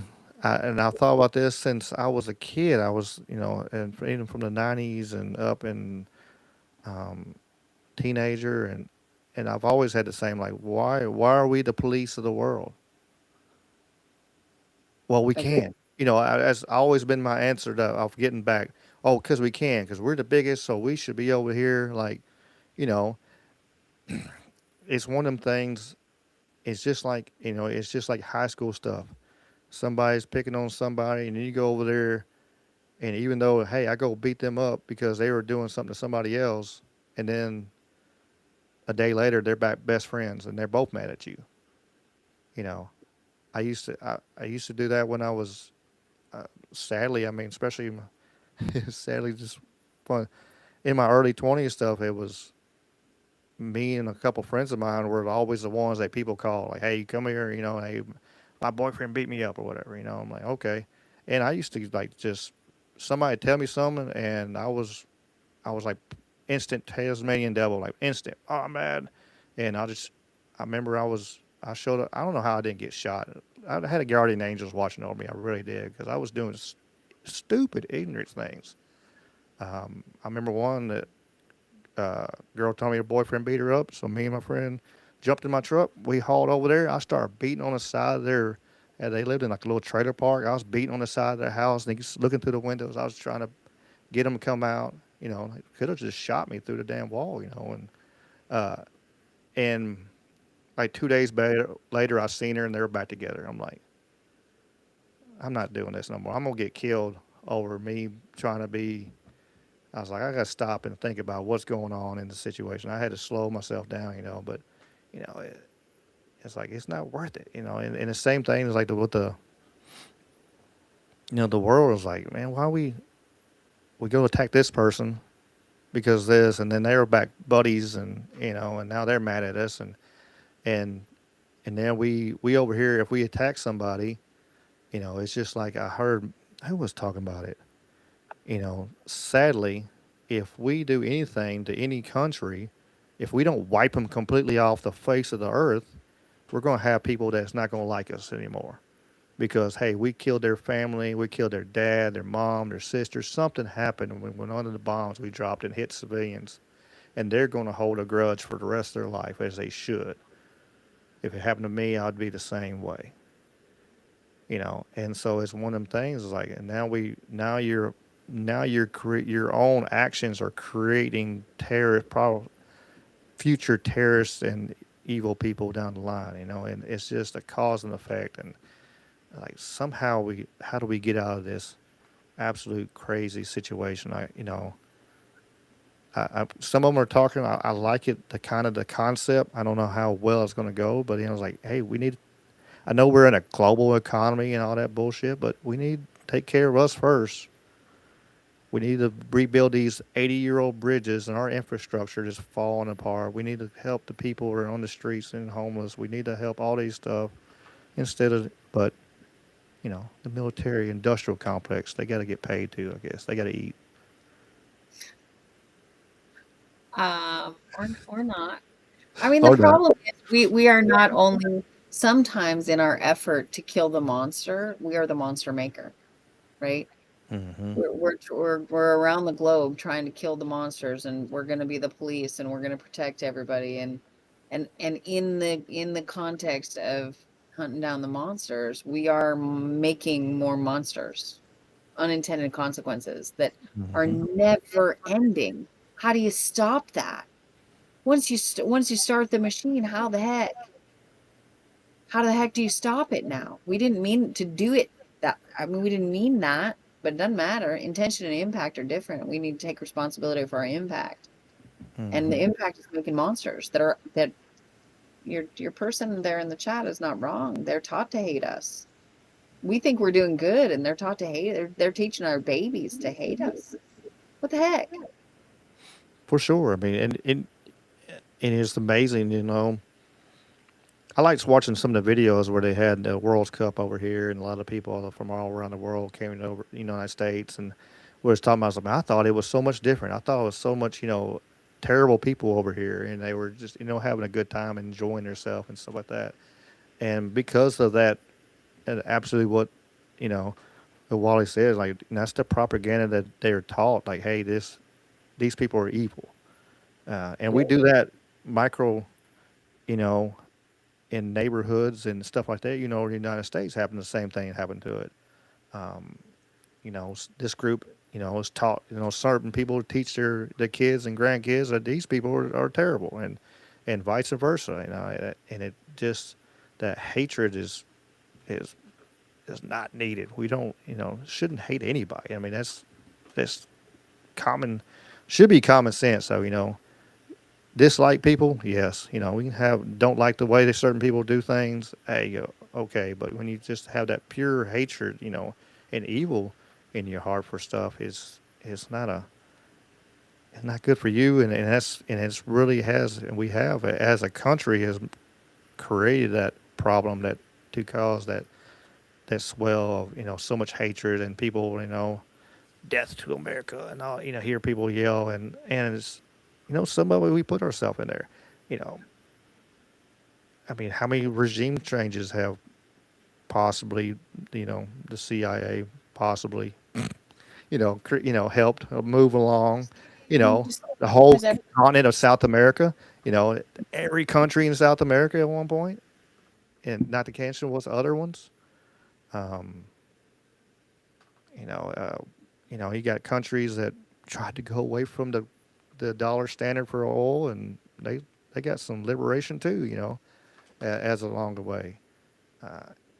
How many have we helped along with that, or just done it? I mean, absolute done it, or we paid the people.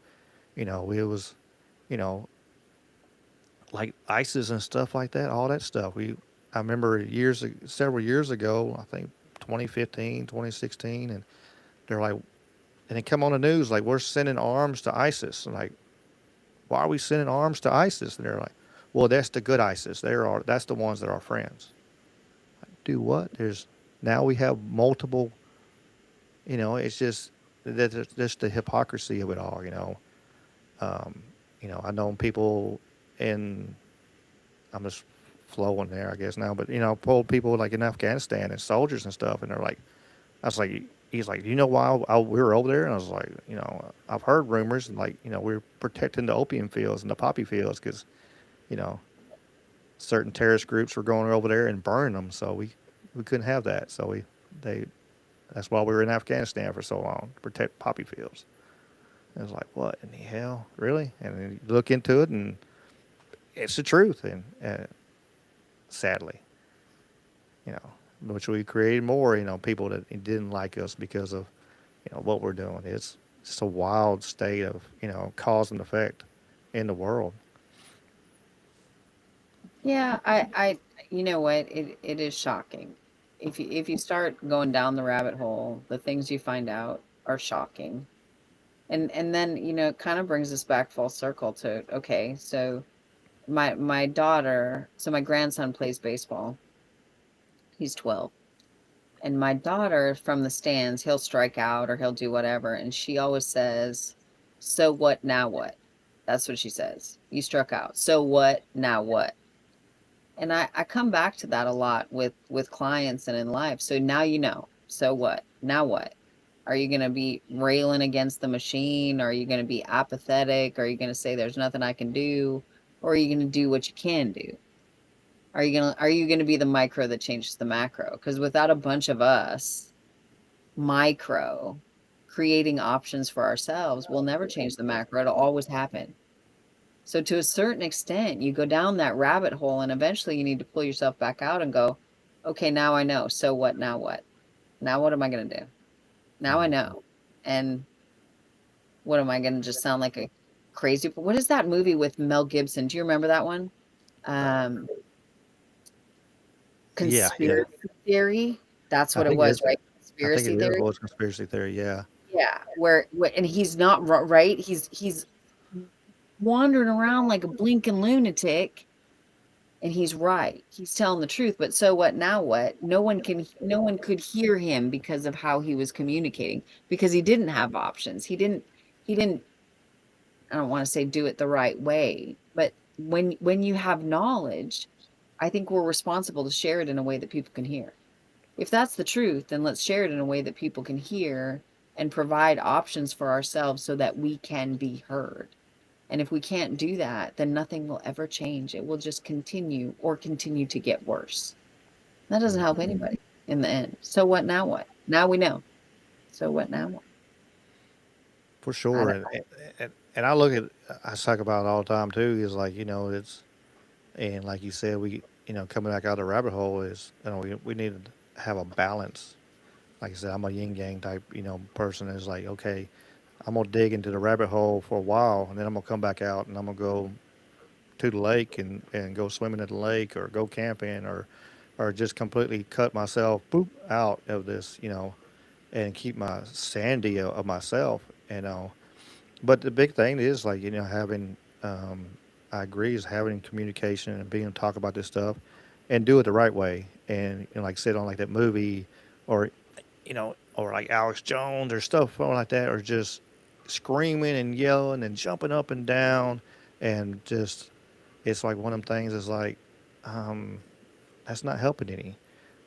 You'll get a small group, extremists, but you're not going to turn the main populace. You're going nuts and everything. It's like I say Alex Jones, like Alex Jones actually has a good, correct, being correct rate. Like I think he's pretty high up there. But some of the way he comes across as saying it makes it sound absolutely insane. But then when you go back and try to look into some of the stuff, um, like he was talking about the frogs turning gray, and it's like, and when you looked into it, the, you know, all the, female uh, hormones and stuff like that from the medicine and stuff was getting into the water stream, and then turn around and was turning the frogs asexual because of, all the medicine that was actually getting into the water system, and then turning into frogs getting the water. But, you explain it that way, you say it calmly, you can get more people to come along than you go, just screaming, jumping up and down, which he has a big popular, channel, and but, it's one of them things you should be able to, like I said, that movie and stuff showed it, like he's saying, telling the truth, but it's always how you tell the truth, to how you can actually get to more of a wide variety of people. well, I mean, on that note, though, the micro does does change. If you look at all the things, Ricky, since we were kids, like big things, like when I was a child, and I don't have any issue with this, but when I was a child, it was not okay for gay people to get married. That was not a thing that was okay. But there was all of a sudden little stories on TV and soap operas, right? Where the story started changing. Just little micro, little. And now by the time I'm a grown up, now love is love and we get to marry whoever. And that's a beautiful thing. But it started with something really little. And that can happen with these things too, whether it's actions that the government is taking or environmental things or things that people just don't know about because we don't pay attention. We're so wrapped up with our own lives that we don't pay attention to the macro, so we never change it, right? So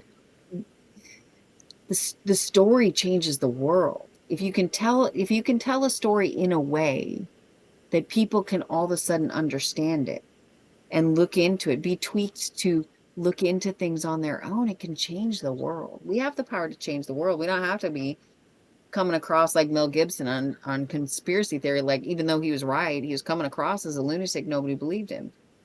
It's all in how we tell the story, not just to the outer world, but to ourselves too. Are we going to be apathetic or take action?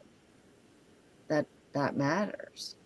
Because there's all kind of stuff. Like some of the stuff you've mentioned tonight, I'm like, I didn't know anything about that. I'll have to look that one up. I don't know about that. Please do. Yeah, yeah. It's wow. Like I said, if you go on my channel, I got a bunch of shorts and full episodes on a lot of the government projects and stuff like that. From about a year ago, something like that, I was kind of hot and heavy there. It was like, oh, I found this, and it's like, all right, what else is there? And then or I'd share it with somebody, and then they're like, oh, well, have you heard of this too? And then like people would throw information to me, like, oh, have you heard about this? I'm like, no. Then I'd go down that rabbit hole and find out everything I could, and then come back and I'd kind of get me a little script going and write do a pre-recorded thing on it. And like I said, it's just amazing. The more you dig, the more you find and see like what has happened and what can happen. And like you said earlier, like, if you don't know history, it'll absolutely repeat itself. And so it's good to know these things and giving out the knowledge and help, bring others to that thing. And this, because for me, it's too, is, as I always try to say this too, is like, if I don't have a monster channel like that, but, it's like I think it's the butterfly effect. I think that's actually term, but it's like I call it like the Billy Graham effect. Like Billy Graham preached to millions of people the gospel, but one man preached to him. We don't know who that man is. So that one person, it's like, could I be that one person and the next person that connects to me, whatever goes, or three people down the line or whatever? It don't matter to me on that. It's just, it'd be cool to know. It'd be kind of like, I'd be, putting it together, the things. It would be cool to know, but I don't care about that. It's just, I do this because I enjoy it, and I enjoy like the connection and bringing people together and have these discussions and these talks. And, like tonight, I'm able to bring some knowledge to you that you didn't know. Now you can go dig down that rabbit hole that you'd never heard of before. So it's important to do that though, and have places to be able to do that kind of thing. Well, but I also think, especially, you mentioned social media at one point, we need to be critical thinkers. Like, just because somebody says this, that, or, you can find people very passionately proclaiming the earth is flat with science, or what they say is science. They very passionately proclaiming that we've never been to the moon. That, so I think in this age, like the ubiquitousness of information means that lots of people who are legitimately batcrap crazy sound really credible. So it's incumbent upon us to say, okay, I heard that, you know, I do need to research it. I do need to look into it. I do need to say, that sounds insane to me. And some of the insane stuff that we talk about, like that really happened. Oh my gosh.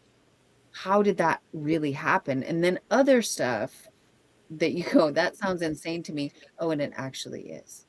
Mm-hmm. It actually is insane. Actually, no. Actually, so we have to be, you know, again, back to the micro change in the macro. You just can't accept it all hook, line, and sinker because it sounds stunning, or you don't appreciate the government, or you think the government is, you know, whatever you think. Okay, the government's still people, still doing, you know, the best, still full of people doing the best they can. You know, whether you think there are certain people pulling the strings or not, it's incumbent upon us to try as best we can to get to the real truth. And not all conspiracies are true. They might have a seed of truth, though. Two truths and a lie. That's usually what I say. Like, there's probably two truths and a lie, two seeds of truth and a lie in there somewhere to keep everybody confused. Oh, for sure. And I agree. We need to question everything. Like, you know, and anybody, I always, somebody pops up and says anything to me, I'm like, huh.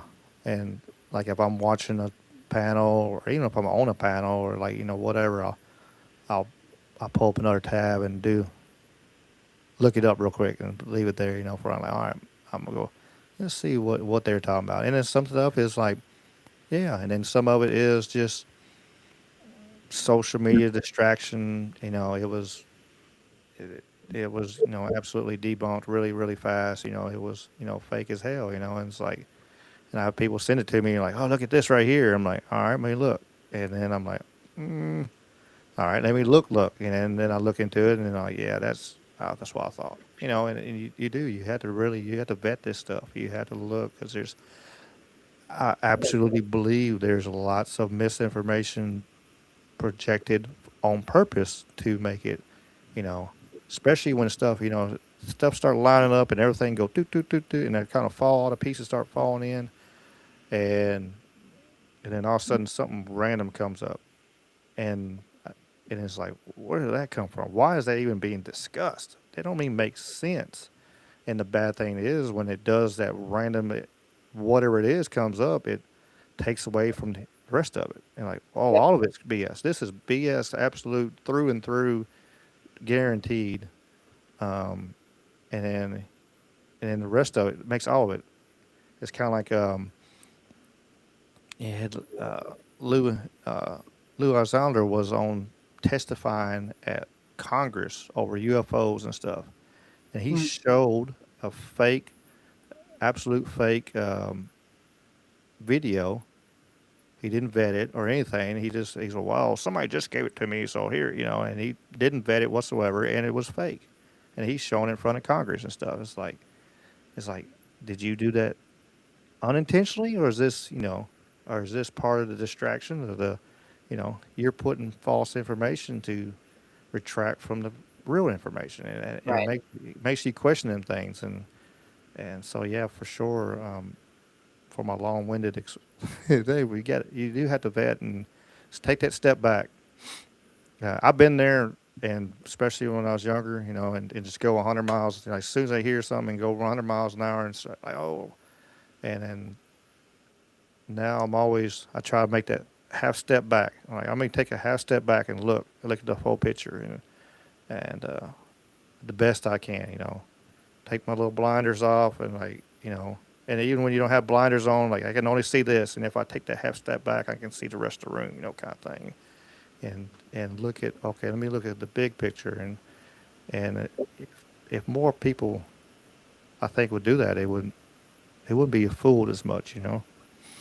Well, I think, and I don't know if you've noticed this, but sometimes I'll hear my kids talking about history that I lived through. Like they'll say in the 90s, this, that, or the other thing happened, and I'll wait. I was alive then, and I'm gonna tell you, that's not how it went down.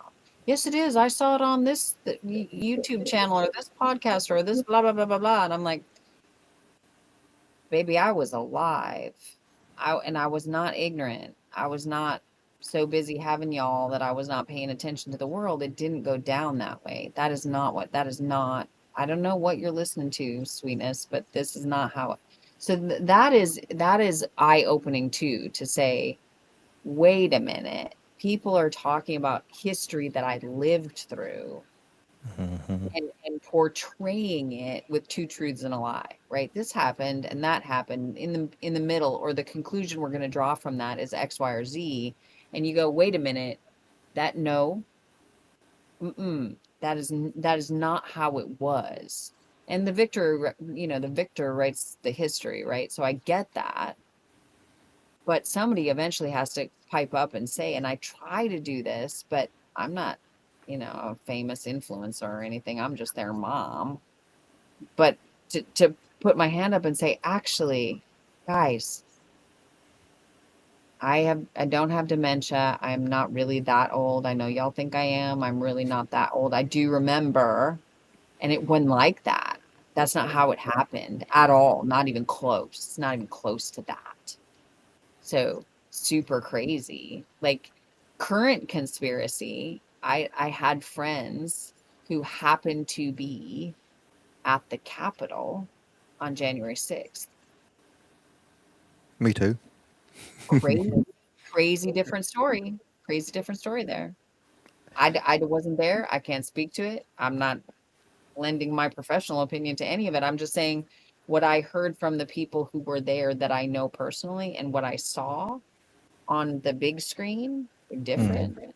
Different stories. It was very different. The way And history is going to tell that story. We all know how history is going to go down on that day in the United States. It's not the way that I heard it from the people that were on the ground there, but that is what history is going to show. So my grandchildren will hear about January 6th in a certain way.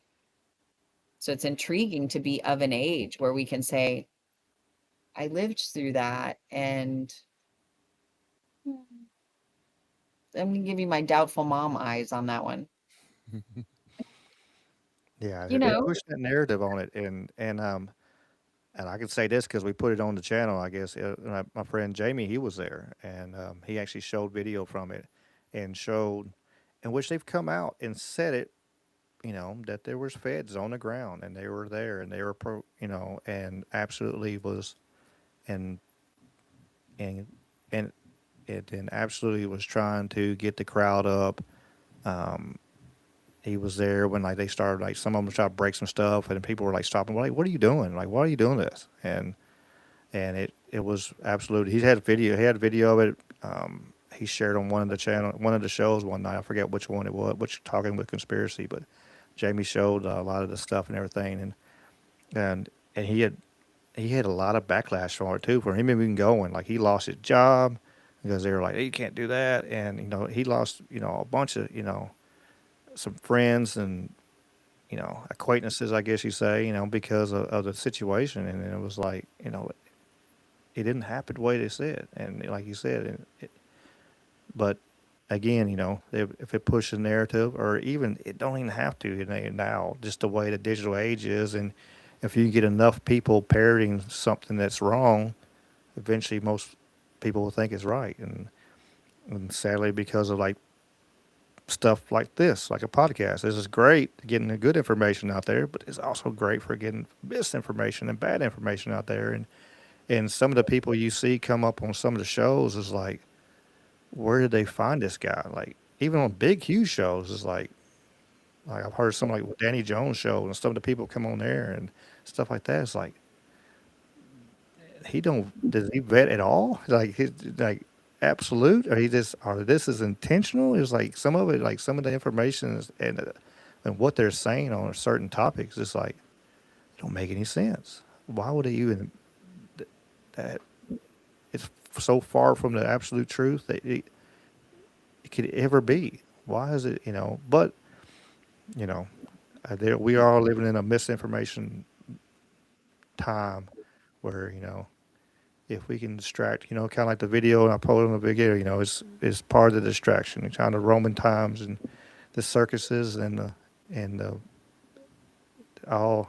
circuses and and the Coliseum, and the football games and the baseball games and all this stuff, and people arguing over favorite sports teams, and which I've done that too, and but but at the end of the day, what is it truly? It's a distraction from what's really going on in the world. Yeah, I think there's a lot of division, and if that division stops us from talking to each other, then the distraction wins, right? We need to have some critical thinking skills and go, okay, could it be true? Sure, it could be true, but that doesn't mean I'm going to believe everything any more than I would believe everything I see on TV. I'm also not going to believe every story I hear just because it sounds incredible. We have a lot of information at our fingertips, and we can figure things out, and we have the responsibility to do so. We have the responsibility to be active and not apathetic and just go, well, dang, everything is bad and the government is terrible okay, but so let's change it. Micro to macro, one person at a time, being kind, one person at a time, designing their future, one person at a time, taking control of their finances, one person at a time. We can do that. That's how our country was started. We can do it still. And we have more power at our fingertips than they ever had. We can't. But sometimes it's overwhelming, in this shock and awe of the information that you hear, and you're like, say what again? They did what? To whom? And how did that happen? And it's overwhelming, and you have to step back out of the rabbit hole and go, wait a second. I'm going to go outside and lean against a tree, take a breath, and go, find my pace again, so that I can be a kind human in the world and affect change.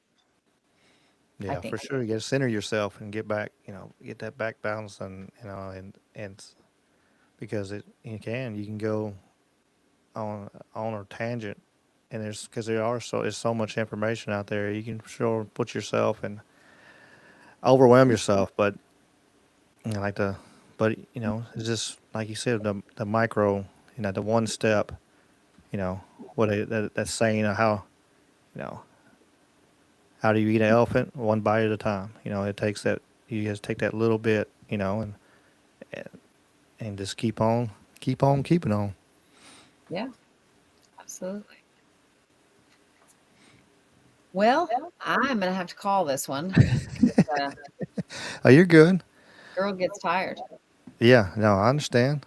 It's been super fun. Thank you for having me. Oh, no problem. I appreciate you being here. It's been a great discussion. I know I've seen the chats really been. I wish you could have seen both chats. I really do. I wish they tied in there together because the Rumble chat was really, really good too. They were just as if active, if not more active than the YouTube that you were seeing in the chat stat thing here. Yeah, that's the only one I could see. Yeah, I wish they tied. Maybe eventually they get tied together. But yeah, I'm glad you will be able to come on and stuff. I guess we'll just do your shout outs, or I like to say shout outs, like you spew, where can people find you and find your website and stuff like that. I know I didn't even drop in the link. My great mods and stuff, and dropping links and stuff like that. And but yeah, if you would just tell everybody where they can find you and all that kind of good stuff.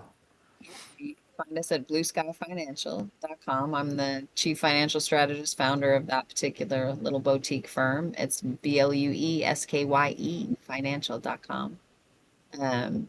Very small, but we really believe in education. Like I think that options are the way to do it. I don't think there's anything we can't create financially, and I have a really good time doing it. So I have strong opinions about the government and taxes and every dang thing, but the goal is to put the power back in our hands so that we get to design the future that we want with the options that we want. And if that means you want toys, great. If you want to be like me and have no toys and just enjoy other people's toys, that's fine too. We try to make it happen. But yeah, we're on all the socials, Instagram, Facebook. I don't TikTok. I really feel too old for TikTok, but other than that, we're everywhere. Just not TikTok yet. Maybe someday. Never know. I'm on TikTok too. Are you really? Oh, I'm so inspired. You do all the things. Ricky, Yeah, you do all I didn't for a while. I didn't for a while, and I was like, then I was like I said earlier, it's like, well, maybe you never know what's going to take off. A friend of mine, he's a comedian, and he's on TikTok and Facebook and stuff like that, and he was doing really good. He had like a 500,000 followers over there a couple times. He got up there, and then he'd say something wrong, and they'd knock his channel back off, and he'd build another channel back up, and now now actually Shadow, good job. And now he's got he's got over 1 million followers on Facebook and stuff now. It's pretty cool, but it was like, well, why? It's a popular platform. You never know. There's a lot of people that's all they do is look at TikTok. So leaving myself out one of the platforms that a lot of people use, and it's limited my possible views. So all right, I'll do it. Like I said, I don't get on there. I do not get on TikTok and look through there and scroll like that. I really don't. I just get on there and I get the program to actually do it for me. I don't even really have to get on there. Actually, every once in a while I check it and see what my numbers are, and that's it. And I get back off of TikTok and let my program post it on there for me. There you go. That's the way to do it. That's the way to do it. It has been so fun, Ricky. Thank you for having me. Oh yeah, appreciate you being here, and it's been great. It's great discussion for sure, and I'm glad I'm glad you came on. We had this, and glad to get to share a few things that you hadn't heard before. So that was pretty cool. It's always my goal is like, hey, if I could share one thing somebody hadn't heard, and make people look up stuff. That's always been my goal. So, but thanks for being here for sure. It went both ways. It was my pleasure to be here. But yeah, I'm gonna go ahead and I got an outro music. I'll hit the outro, and I know some of our friends are on some other channels and stuff like that. I'll see if they're still going. I might on Rumble. You can actually raid, where you can actually send your chat and everybody watching your show to another show and just send them over there. It's pretty neat. You can teleport them. That's so cool. I'll probably do that in a second. But I appreciate y'all, and see y'all Sunday. I got a great guest. Oh, before I get out of here, let me shout that out. Sunday, got a great guest coming in. I almost forgot. We got Jason Hassler. He has a paranormal radio show in Vancouver, Washington, and he's the director of the Big River Paranormal and part of the Taps family out there in Portland, Oregon. He's had over 1,000 investigations, and he's been part of the Taps family which is the Ghost Hunter crew, since 2008. He's been in a lot of amazing places. So he's going to be on here Sunday with me and James telling stories. And I know that's going to be a great one. And so y'all make sure y'all come back for that. And we'll see y'all there.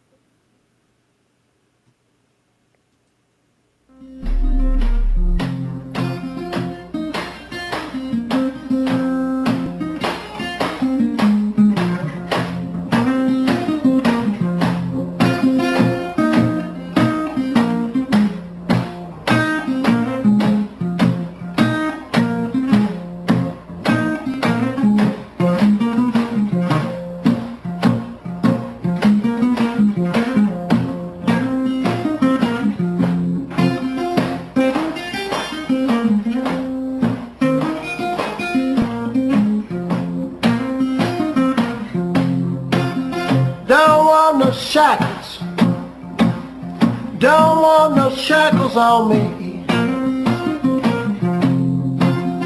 Don't want no shackles, don't want no shackles on me. I sit down with Big Brother, don't like those RFIDs. Got the blues about my freedom. Got the blues about tyranny. I got the blues about my freedom. Got the blues about tyranny. I sat down with Big Brother and the national ID. Don't want a chip in my wallet, chip in my car. And if I want to travel, it's nobody's business how far. Don't want no shackles, don't want no shackles on me. I said shame on Big Brother, always tracking and tracing me. Don't want a chip in my mother, chip in my wife, a chip in my babies. Stay out of our life. Don't want no shackles, don't want no shackles on me. I sat down with Big Brother, no more slavery. Play it for me, baby.